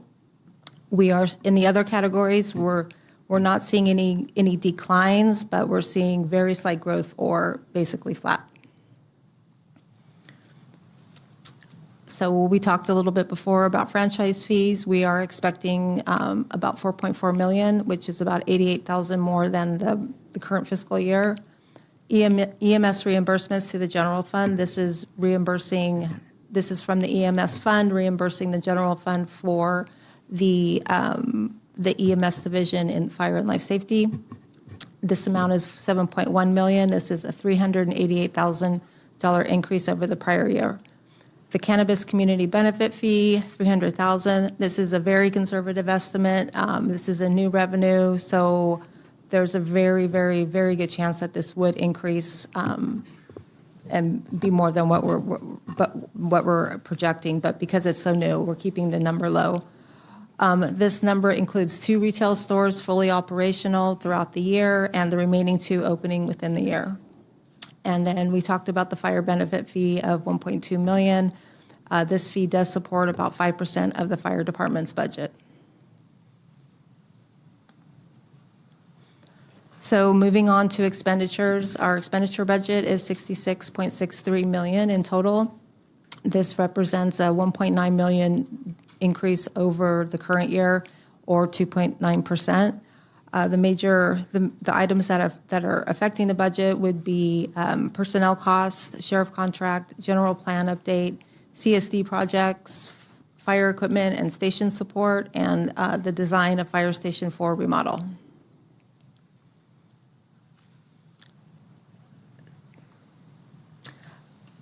Because of current and future financial constraints, there were many requests that were not included in the budget, as the city manager referenced, but we thought we'd show you kind of in high-level view what they were.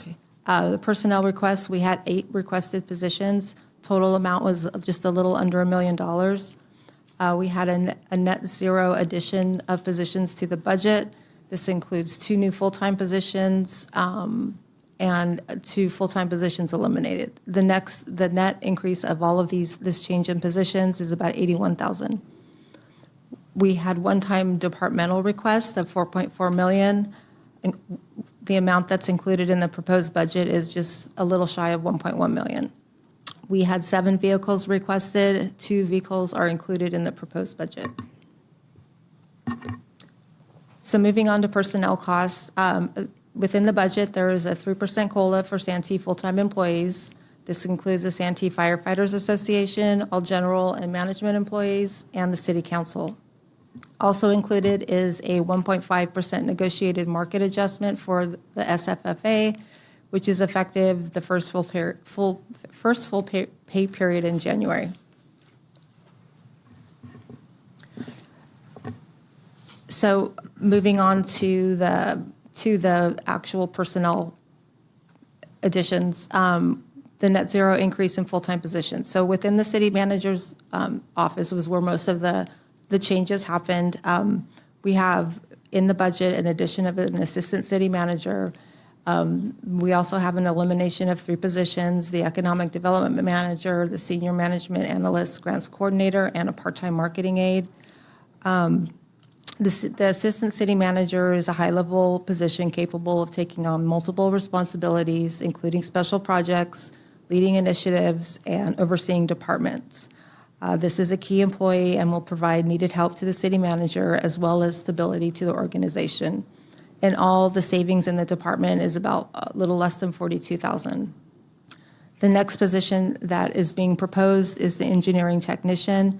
This position would provide front counter support for engineering-related inquiries, also plan and encroachment permit review, and most important, allow more senior engineering staff to focus attention on higher level, more complex assignments. Salary and benefits for this position are about $106,300. Next, for personnel, we have some reallocation of personnel in the Emergency Medical Services Division, which is funded by the Emergency Medical Services Fund. The substantive changes to the funding distribution between the EMS and the general fund. Firstly, was to move Squad 4 out of the EMS department. The costs remained in the EMS department when we did the pilot program, and we added the squad, and it became a one-in-one setup. But the squad is really not an EMS function, so we needed to move it out of the EMS division into the general fund. In addition, staff after Slumslow replaced CSA 69, there was more admin and admin spent on EMS functions. I'm so sorry. I'm losing my voice. This is going to be fun. So because of the more admin time spent on EMS functions, staff reallocated payroll funding for these positions. So all in all, at the bottom line is the cost for the general fund is about $308,000. And then the savings to the EMS is about $147,000. The next one would be for public works supervisors. This action will align the 3 public works supervisors who have different salaries yet share similar job duties. The total cost for this adjustment is a little less than $29,000. So moving on from personnel to non-personnel general fund departments, the city council, one of the changes in the city council's budget was to remove the state lobbyist funding. It was about $18,000. The city will utilize legislative resources provided by League of California Cities instead. The city attorney, key highlights of this budget include efforts involving homelessness, cannabis business permits, and the new financial software contract, trainings, and other special projects. The city manager highlights include a reduction in conferences and trainings. Information technology, there were no significant non-personnel changes to this budget. Animal control, this is year 1 of a 3-year agreement with the San Diego Humane Society. The increase is about $18,000, which is the CPI increase built into the contract. For the city clerk, typically we include $80,000 every year in their annual election expense account. And then we will merge 2 years together to pay for an election year since they are every other year. We did not include $80,000 this year in the city clerk's budget based on costs from prior years and prior elections. But if the costs do turn out to be more than 80,000, then we'll need to come back to City Council for an additional appropriation. Human Resources and Risk Management, no significant non-personnel changes to this budget. Finance, we were able to reduce the cost of what the credit card processor was charging us. Costs in the budget have been reduced by 15,000, but overall costs have gone down between 30 and 35%. We are projecting a little bit more volume, but the cost per transaction has gone down. Next is engineering. We have no significant non-personnel budget changes, and planning and building. Planning and building includes a $275,000 appropriation for work related to the comprehensive general plan update. The general plan update reaches across multiple departments, specifically fire with the safety element and engineering with the mobility element. This is the third year of a 5-year funding strategy to fund the general plan. And then looking forward, years 4 and 5 have a combined required amount of about $965,000. California planning and zoning law requires cities to maintain and periodically update their general plan, but still it remains unfunded by the state. Community services, $8.1 million. So the big item for community services this year is the addition of the fleet division. City Council approved the transfer of the fleet division from the fire department back in August 2025. And this decision was made in order to more align duties with other public works and maintenance functions. Other items in community services budget worth noting: switch gearbox replacement at Town Center Community Park West, Big Rock Park Sports Court resurfacing, also iPads and connectivity to allow staff to respond via Intergov to resident concerns and service requests in the field. In total, there will be 20 working iPads for this service. Law enforcement, budget of $19.1 million. As mentioned earlier, the increase in the sheriff's contract is about $640,000. Also included in the budget is the city's continued financial support of the school resource officer at West Hills and Santana High Schools. So this is about $203,000, and then funding to lease 6 sheriff cameras. Fire, $23.5 million. The first item here is the Central Zone Fire Academy. This is outsourcing the firefighter academy. Overall savings to department in overtime and materials are needed so that there is overall savings to the department, about $17,000, and this comes from overtime and materials needed to put on the training. Equipment for a second BLS unit. During the mid-year budget, council approved adding EMT staff to a daytime BLS ambulance. This request will properly outfit the vehicle for its intended use. We also have some portable radios and chargers, and window and screen replacements for Fire Station 5. Other increases include medical supplies, agency contributions, and wearing apparel. So the last general fund item is other uses at $1.8 million. This includes this is a transfer to the CIP, funding for design costs for the Fire Station 4 remodel. The total funding amount is $880,000. This is being split with the EMS fund. 572 is the general fund portion. Transfers to other funds, we have $497,000 to the vehicle replacement fund, $70,000 to the technology replacement fund, and a little over $43,000 to the Highway 52 Coalition Fund. And of course, the $600,000 additional discretionary payment. Moving on to the other funds, I'll kind of talk about these 4 funds: the Vehicle Acquisition Fund, Gas Tax, Flood Control, and EMS. Vehicle acquisition, as we mentioned, total requested vehicles were 7. We had 1 engine, 1 trailer, and 5 vehicles.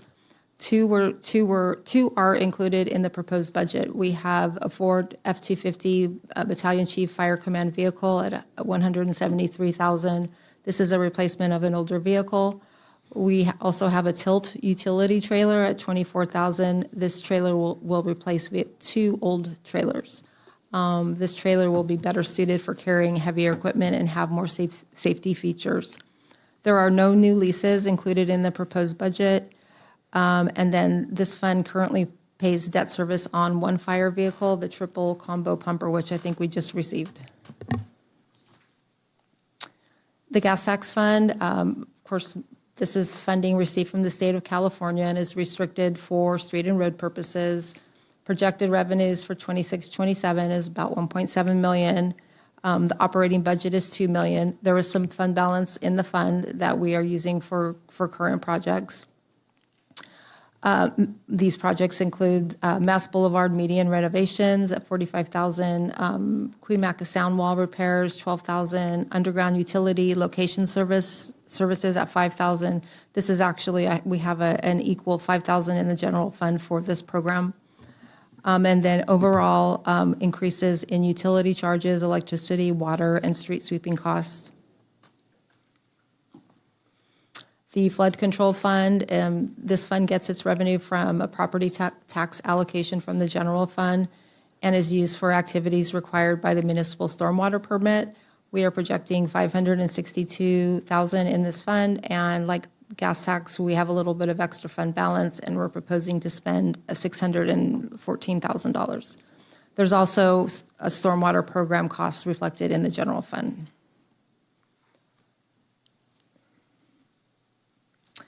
And the Emergency Medical Services Fund, this is the city share of revenue generated through SLUMSA. We're projecting $6.4 million in revenue, and the proposed budget is $7.4 million. Funding is also incorporated that will include $308,000, which will be the transfer to the CIP for the other part of the design costs of the Fire Station 4 remodel.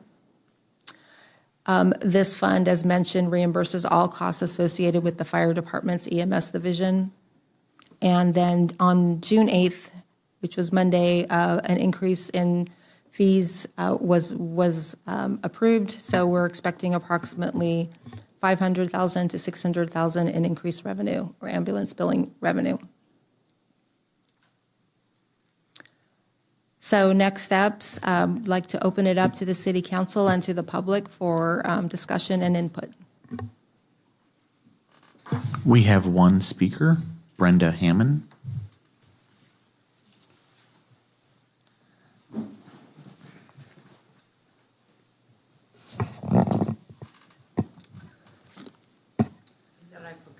No, is this going to be regarding the budget? Yes. Okay. So I said this in every city when the budget comes up, because it's in every city, but I make balloons for different cities. So this is so detailed. I love this, but because none of this stuff is going to matter if you don't have your fire, your police, which you have sheriff, and for your sunny Santee. Just for some fun for you. You already know all this stuff. But, you know, it's a long presentation. I thought you'd have a little fun. Thank you. And don't forget, I bought my car in Santee, so I contributed. Thank you. Council members. Who wants to go first? I'll go first. It's simple. How come you got 2 big books? Oh, I got 3. I got 4. I don't know. I got a lot of big books here. Holy It's all the information we get. You know, it's talking about all the study we have to do and all the information we get overloaded with. I would move to spend less money on paper. Me too.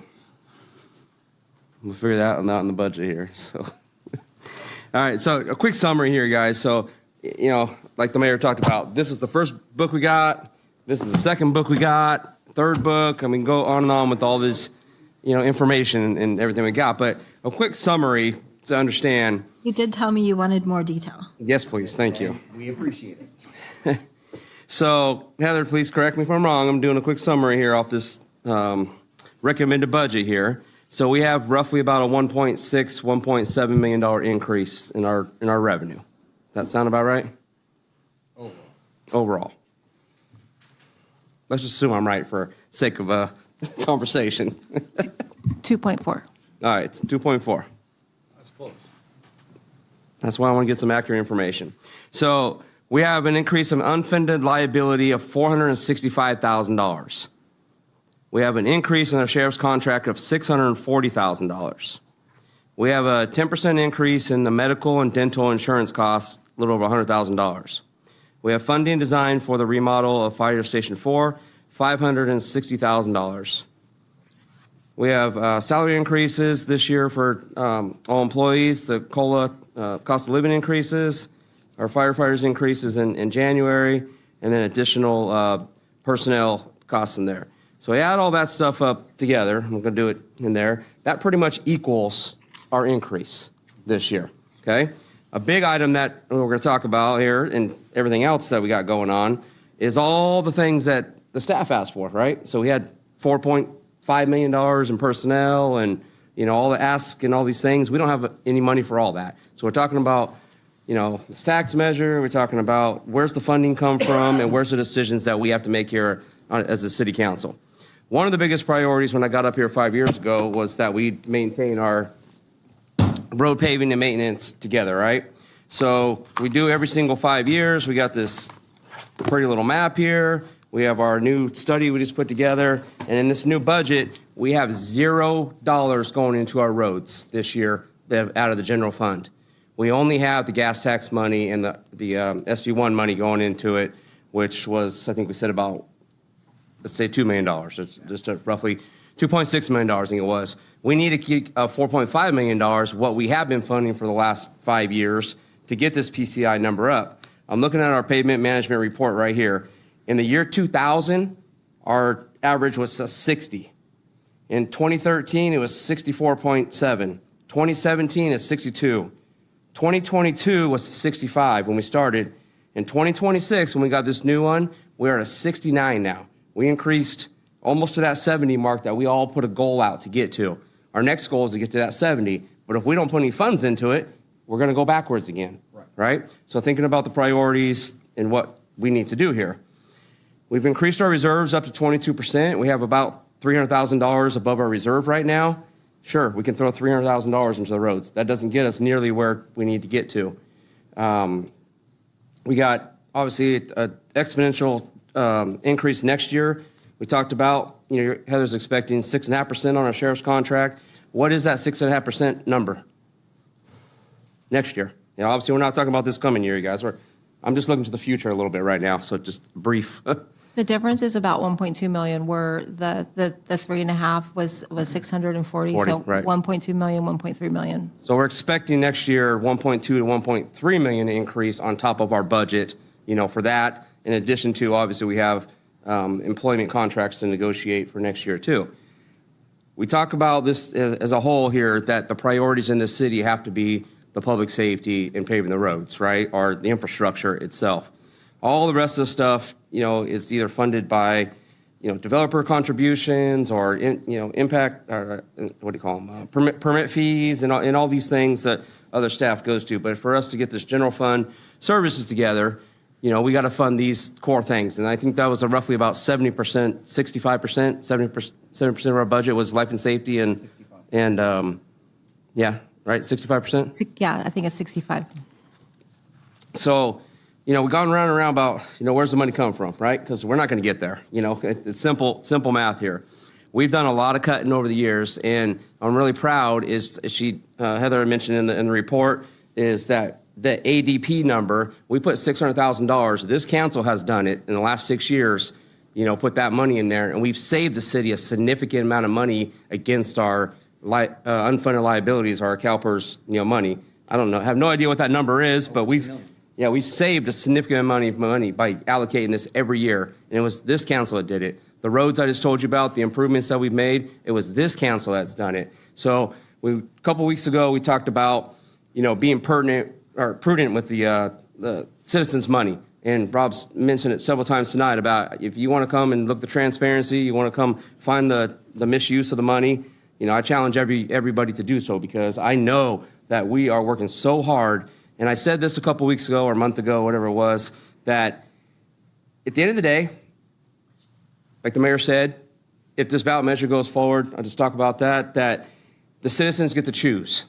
We don't choose. We're not taxing the people. We're choosing to put this on the ballot. And if the citizens choose to do that, that will give money available for these types of things we're talking about. The roads, the additional fire stations, the things that the surveys talked about in there. But I guarantee you, we will do everything that we need to do to give you the best services in this city that we can possibly give you with the dollars that we have.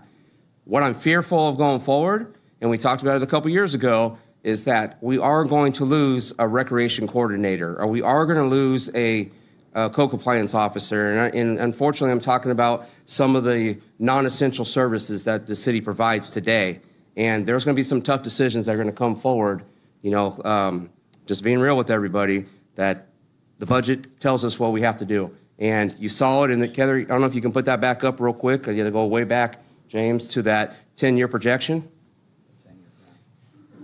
Because here's the reality of what we're facing against. This coming year here, we're at $295,000 above our reserves today, right now. Next year, our projection will be at a $2 million deficit next year. So just like I said, that you're not going to bring us and the city manager won't bring us a budget that's not balanced to this city. We won't approve one, but $2 million we have to go find. And that's assuming a 6.5% on the sheriff's contract. Is that correct? Right, and we don't know what the actual number is today. We're making a lot of assumptions, obviously, in trying to protect that at the end of the day. But you can see subsequently each year going after that something is going to break. Something is going to get cut. Something is going to change, but we will not lose, obviously, the response time from the fire department. We will not lose response time from the sheriff's department. We may lose a motor cop, Captain, so talk about your staffing. You know what you have, and unfortunately, we're not going to lose a deputy on the streets, but we may lose a detective, we may lose a motor cop, something like that, right? I mean, that's the reality of the decisions that we have to make, and obviously to provide the services that we have to provide. I thank you guys, I do, and Wendy, I thank you for going through this first year cycle and trying to make some fundamental changes to how we do the process and how you bring it to us, because that has been a frustrating to me thing, guys, the last 5 years of how we get this information and when we get it, and not enough time to actually dissect it. Heard me say a couple times that we're getting the information literally generally the same time the general public gets it, and it's a lot of information to try to dissect in 72 hours before we come in front of you guys and make decisions, and so, last weekend I spent, quite a few hours last weekend reading all these books. It's fortunately we've done this several years now, so we understand it a little bit better, but when and if we do have turnover on the council here, I feel for anybody who tries to come in and try to understand this stuff in the first year, because it is a daunting task to understand how, and I give you guys kudos, I give everybody that's been up here, and that the decisions that we have made, and really proud of the decisions we've made, I guess, over the years, and that's why I want to point out initially. But I am worried that we're going to make some tough decisions coming here in the future, because everybody's feeling the same pinch. We talk about this. The cost of eggs is up, the gas, and that's why we have a cost of living increase for our staff. I pay the same loaf of bread and the milk, and we talk about as you guys do, and the gas and stuff. And I feel for just how it hurts. But we have real decisions that have to be made here, and we're going to do, again, I'm just going to reiterate to finish this up. We are going to do the best we have with the dollars that are given to us. And I promise you, we're going to do everything we can to show the people where the money's going, the transparency of it. I know what we've done here, and we are going to continue to work so hard to provide the services that this city and community wants. But the cost of doing business is substantially increasing, you guys. Last year, I didn't even talk about this year, but we had one insurance policy. It was a $300,000 increase. We had another one's a $158,000 increase. These are substantial numbers that happen when you look at your household compared to the city budget. It's a very similar thing. We're all being hit in every single way, the fuel cost. You can imagine what it costs to put fuel into a diesel fire truck, an ambulance, and all the vehicles the city staff has, what our utility cost increases are this past year. I think, I don't remember what the number was. I looked it up earlier on that one, but utility costs, fuel costs, all these things, it's the same thing that's happening in your households is happening, at the city level too, just at a different scale, I guess. So thank you guys for the budget. I obviously appreciate you guys coming with the balanced budget, coming together. I just going to end with the road paving and the maintenance. It's something we need to seriously talk about, because if we do not fund another $2 million into this, we're going to regress in all the work that we put into this city. And I don't know where it's going to come from yet. I'm just pointing it out that something has to break. So if we change our reserve amount, if we, find it from somewhere else, I don't know. But it's a huge priority to me. So. Well, excuse me. I think that's really the only place that there is left to dig is into that reserve amount. I mean, we have maintained less than 22% in previous years, but I agree. If we do not fund that, and one of the if nothing else, if we got anything out of the survey, we can see that the city of Santee, that the citizens of Santee, the very first and foremost thing on their mind is the roads, the quality of the roads. So going backwards with that is absolutely opposed to what their number one priority is. So I think it's prudent for us to fund that, to continue to fund that in a way that that keeps the momentum going, so that we're not going backwards again. It took more money to get us to this point than it would have had we been able to maintain it at a previous time. So you don't want to go backwards and then have to spend more again, much like you're referring to with our unfunded liability, and buying that down or paying that down faster has saved the taxpayers in Santee a little over $2 million.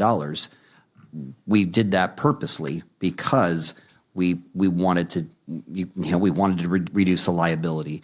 So it's about spending the money in the way that's going to get you the biggest bang for the buck. And I think coming out of pocket a little bit more, whether it be the general fund, and if we have to make an adjustment as a council to our policy in order to do that, then that's where we go.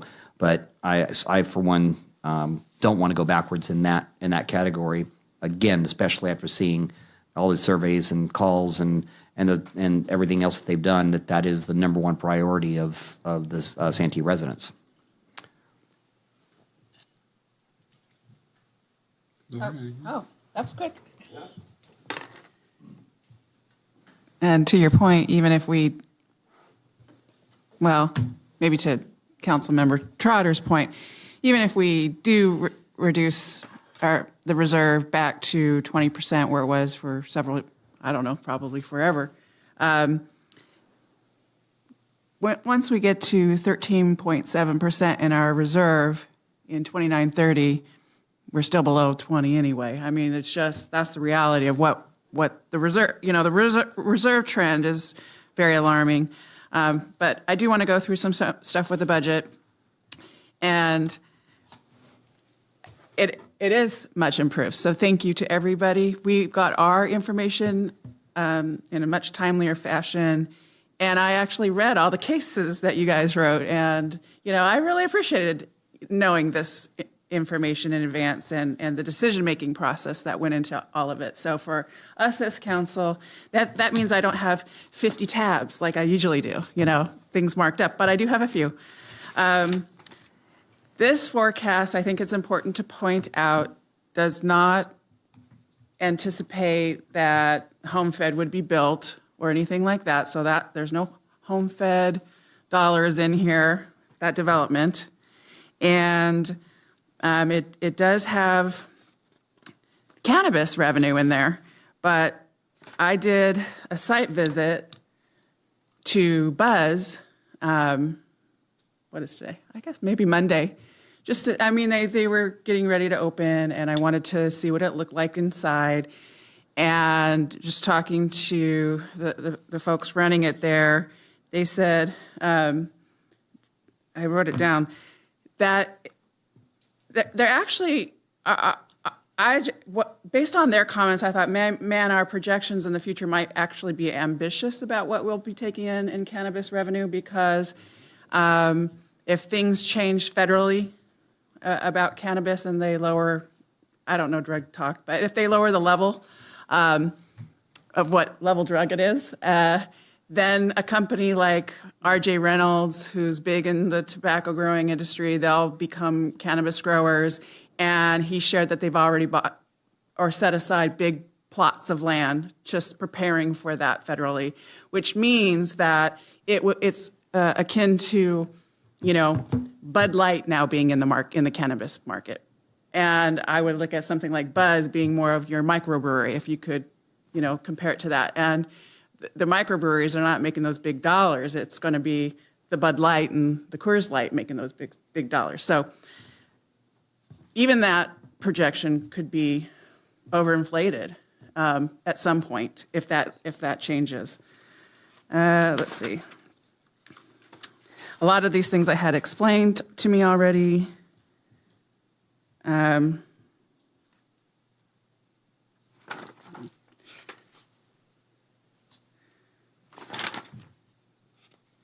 I did have a question.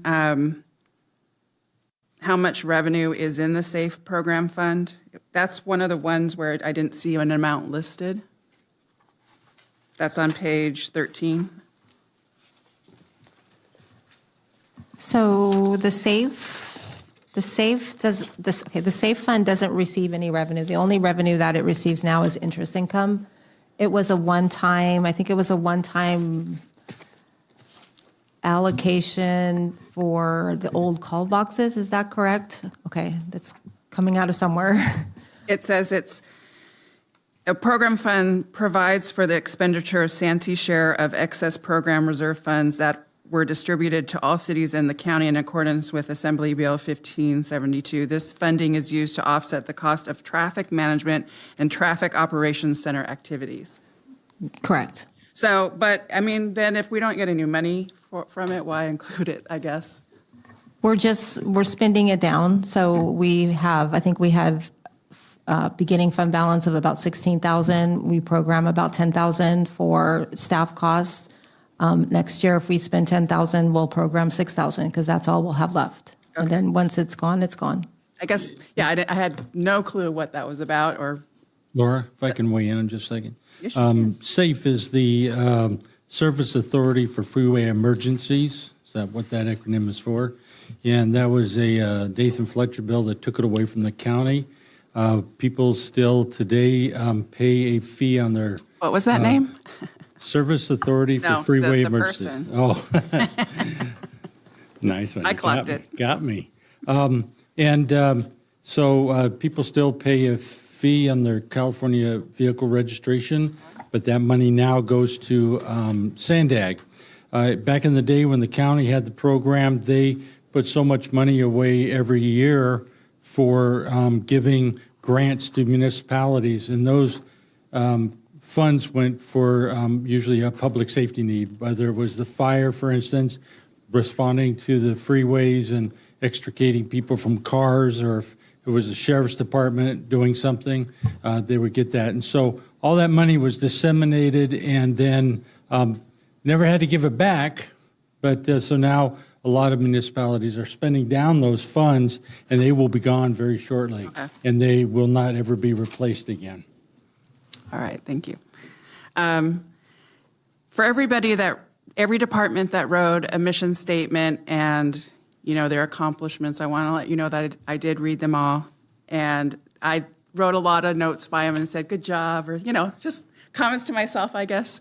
But Rita, I was wondering, and you don't have to give me this number off the top of your head, but maybe include it next year because I know you're a very busy department, how many recruitments you actually do a year. So just a little feedback on that. And then for finance, I just felt like I did want to read this. completed and submitted the city's annual comprehensive financial report for the fiscal year to the Government Finance Officers Association of the United States and Canada for consideration of Certificate of Achievement for Excellence in Financial Reporting Award Program. The city expects to receive this award for the 21st consecutive year. Congratulations. You can clap. I think that's big. Big deal. It is a big deal. Oh, in land development, I can ask that later. It's not super important right for this. It's about the Cameron Brothers RV storage. You know, you still have 50 tabs. I usually have more, believe it or not, and I can just skip through some of these.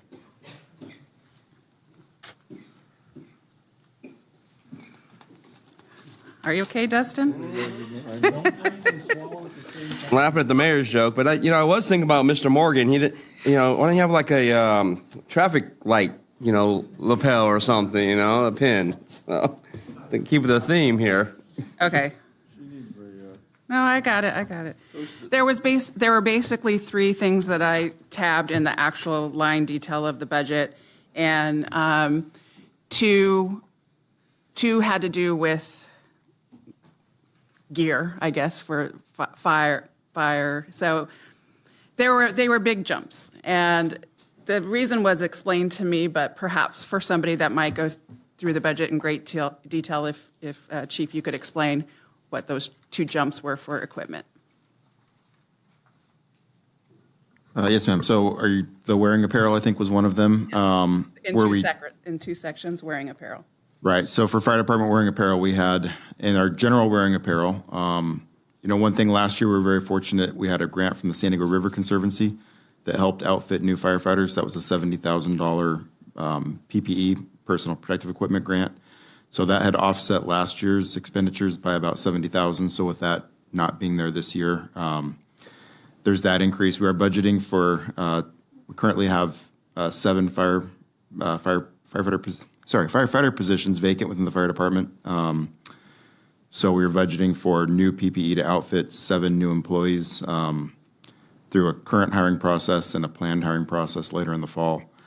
That is a majority, about 80% of our new PPE, about 20% is replacement of just worn equipment. Over time, equipment's worn out, so about 80% new. And then we do have a decision package for what's called single layer rescue gear. It's a new type of PPE that we want to introduce for our employees. It's a better alternative than wearing our structural firefighting gear for vehicle rescues and technical rescues. It's kind of specifically designed for that rescue purpose. It still provides the cut, abrasion, potentially blast with explosive fuel protection, but does it without the kind of extra weight, the very heavy, very non-breathable structural firefighting gear, and it will extend the life of our structural firefighting gear, prevent wear and necessary damage to that. So those were the large increases that fire had proposed for our wearing apparel. Okay, thank you. And I thought that was really interesting. Great information. And the only other one was the increase in, Nick, your department, one line item, and I actually got the answer that it's the generator.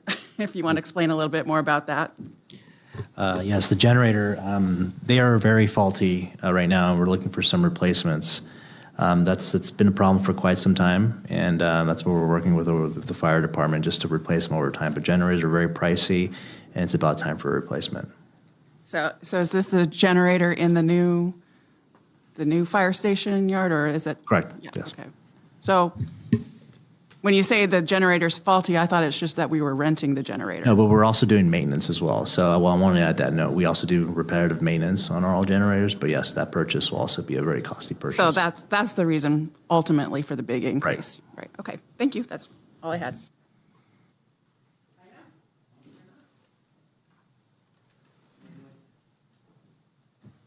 Unlike Laura, I use multicolor.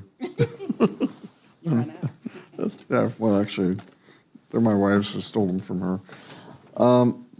I went ahead and emailed all my questions. I actually got a lot of the answers. One of them getting back to the fire chief, I guess testing went from, like, to give everybody an idea how costs have gone up, from 150 to 650. And it's not a big amount of money, but just some of these costs have gone crazy.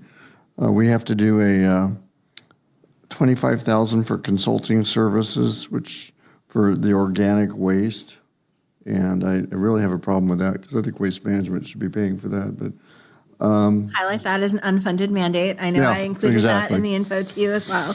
right, and that's the kind of thing that we're talking about. You know, when I would like to see if we could do it between each, maybe get all the cities together or something like that and share it or something. I don't know if that would work, but it's just something we could look at.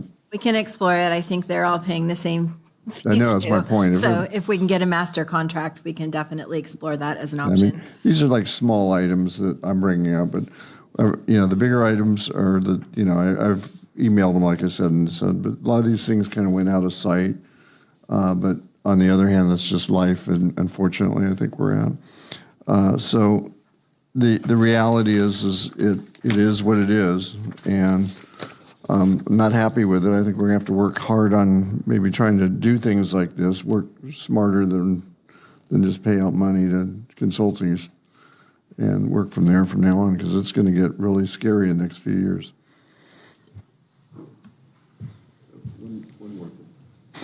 I've been preaching this with MTS for the last 8 years, and they're going negative. We rejected their budget. I said this 2 weeks ago. We're going to be meeting tomorrow at 9 a.m. to relook at their budget. That may need to be another workshop we have to do later on in the year, because it's just something that we have to figure a way out of this. So. And like Heather said, we will not bring you a negative budget. We're showing a forecast, but I would not present something to you like this. There would need to be, as Dustin said, difficult decisions, but it would be balanced. Yeah, we wouldn't approve it. So there's other cities the last couple of years, I can call a couple of them out, coastal cities that have approved a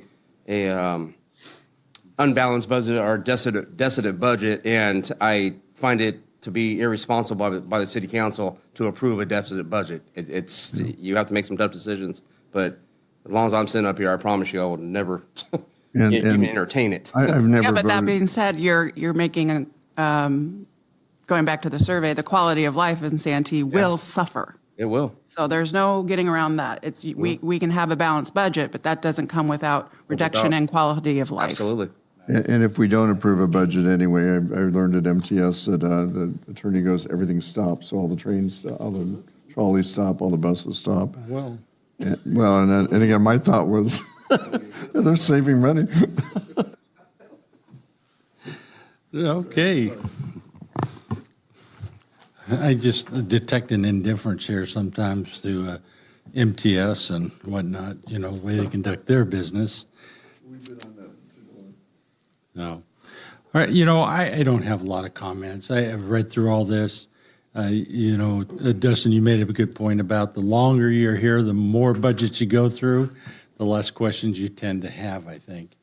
And but the concern still is there, what are we going to do next time around?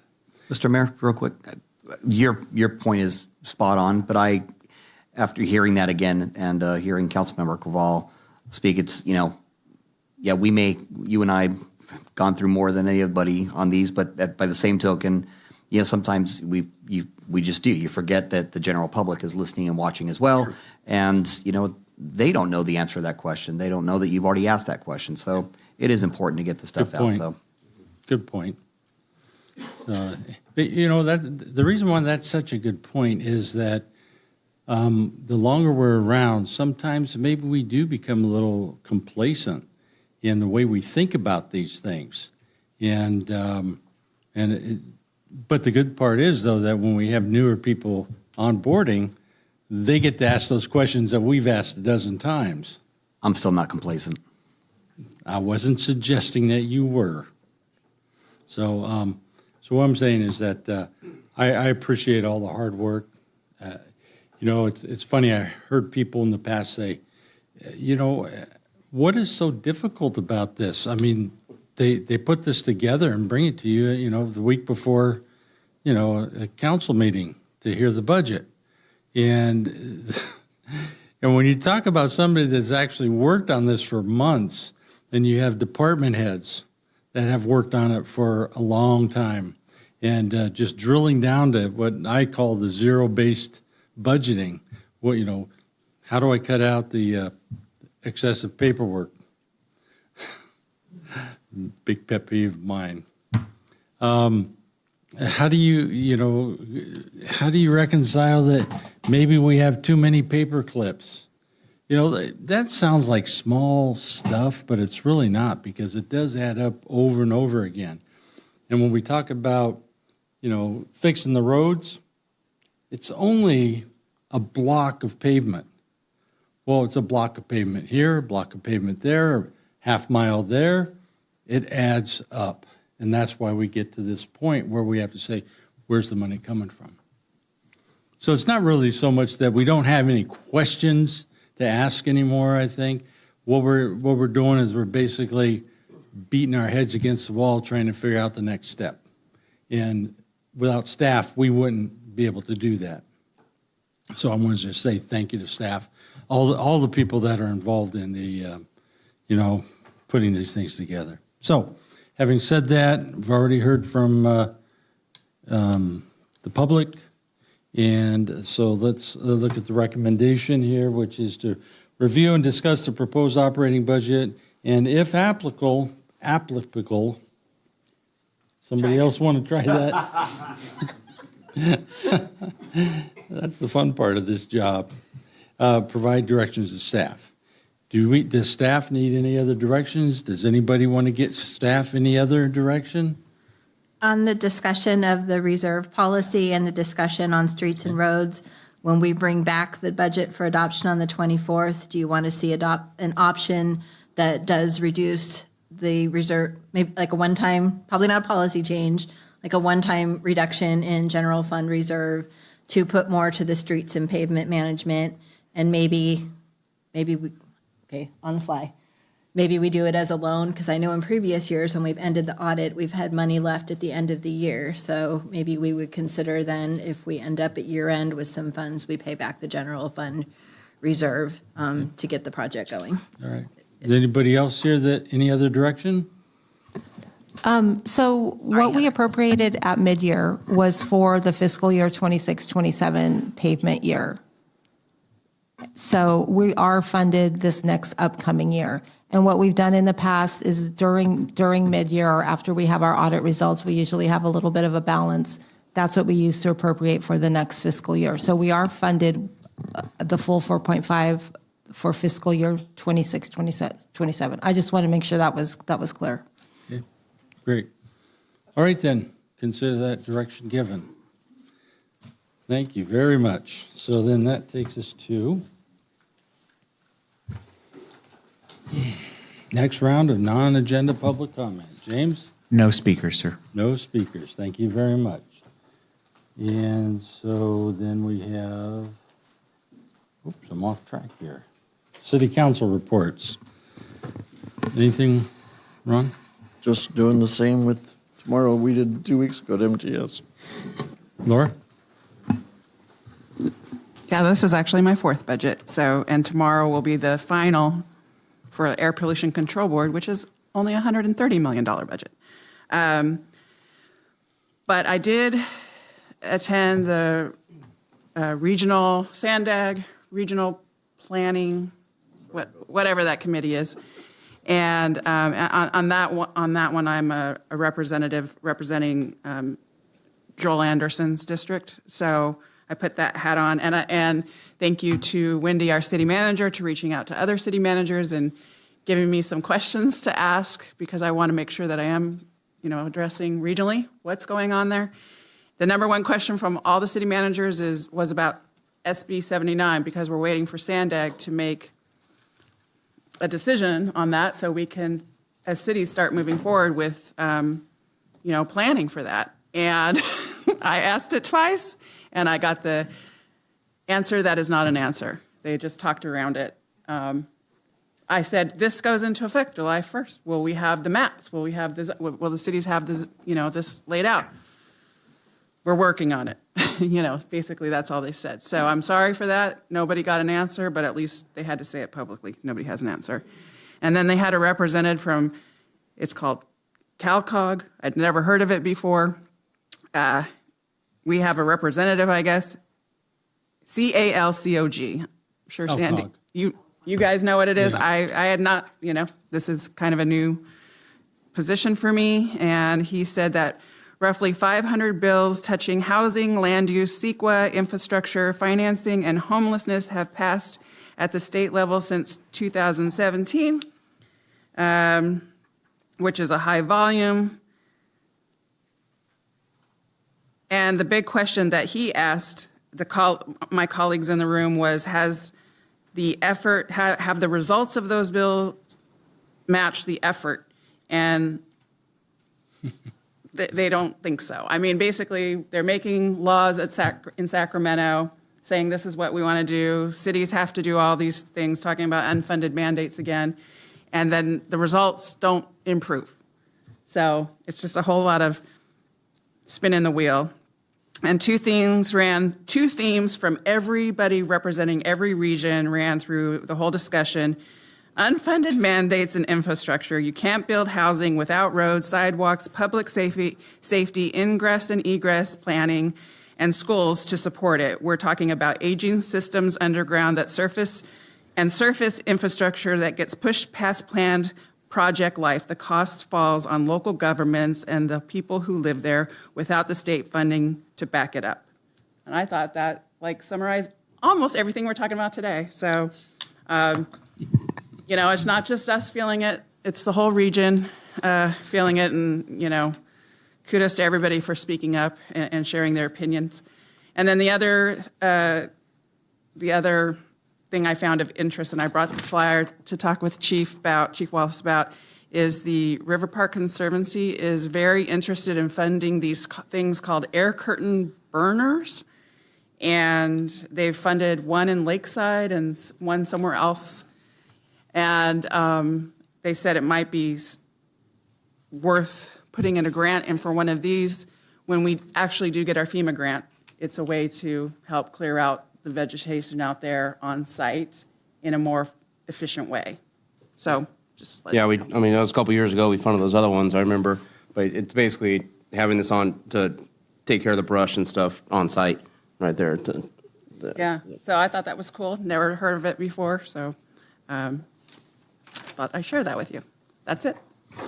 Yeah, just as a reference, COG is a coalition of governments very similar to what SANDAG is, San Diego Association of Governments. However, the COG in the wheel, there you go. Because many other metropolitan organizations go by the acronym COG, just so you know. And it's interesting because what you're talking about is back in the very early days when they found that they were not creating enough housing for the increase in demand in the state of California. And so that's why we came up with these regional housing needs assessment organizations. And I mean, there's a whole long history behind it.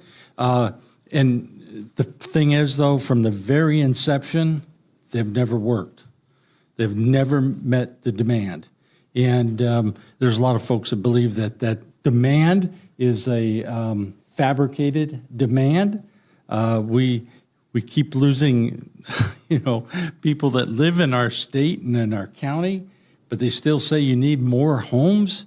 My question is, how many homes do you need, and how many of them are going to be, empty? So that's very interesting that they're talking about that, and they're not talking about it in the right way, in my opinion. Well, his whole point too was that anything you thought funding-wise you would get from the state, good luck, look somewhere else. Yep. And as far as SB 79, the real answer to that is even the state doesn't know exactly how they're going to implement it. So that's why everybody downstream from that is still going, we don't really know. Are you guys hearing anything at your level? The same thing? Well, we're really not sure how that's going to work out. Yeah, Sandag actually has set up a coalition of all of the jurisdictions that are affected by it, and we've been meeting on a regular basis to understand what each of the jurisdictions are doing. But our core question is, give us a map so we know how it affects our buffers. Yeah. And so they've only given us like pedestrian points and how they access onto the station, but then we still want to know, okay, now how do we draw the quarter miles and the half miles from that? And that's where we don't have the direction. I think part of the problem is there's still some pending legislation to kind of rehabilitate SB 79 in some ways or change it. So that's why we don't have that answer. And people keep wondering now probably what's SB 79. SB 79 is a bill that actually takes the decision-making out of the hands of your local government. And so, like, for instance, if there's a vacant piece of property within, I think it's a quarter mile of any kind of transportation mode, like a bus or a trolley, a developer can come in and basically put in affordable housing. And, I mean, it could be a high-rise, like 7 to 10 stories, if I remember correctly. Well, they're not sure what they were going to settle on, 7 to 10 stories. But I mean, that could be, like a little, piece of property over there by the Target, for instance, where there's a vacant piece of property. Next thing you know, you got 500 homes there. And that's just not a good thing. But the city can't stop it. State government approves it. So that's why it's such an important discussion to have. So, Dustin? No, sir, Mr. Mayor. Rob? Just looking forward to the first concert of the season tomorrow night. Hope everybody's out there. Woo. Absolutely. And watch out for the drones over Santee tomorrow. The only report I had, well, I've probably talked enough about all that stuff because it's very similar reporting. But I'll put a little context behind it. So our first summer concert's tomorrow night, Town Center Park East. Show up, have fun. We have a 250th celebration for America. Tomorrow night we will have a drone show at 8 p.m. after the concert's over. There you go. It's almost like you're trying to keep it a secret, Rob. Where's your transparency? Come on. So that's the only troublemaking I have to do. So, city manager. I was told to remind everybody about the drone show tomorrow night, but I think we have now heard that from multiple people. City attorney. No report, Mayor. All right, then. That's going to take us to closed session. Thank you. And conference with labor negotiators. Oh, that's right. We scratched number 9. And we're going 10, and item number 10, public employee performance evaluation. And item number 11, conference with labor negotiators. Anybody wants to stick around for when we come out of the closed session is more than welcome to, but I have no idea how long we're going to be out there, but it would be a great opportunity for a nap.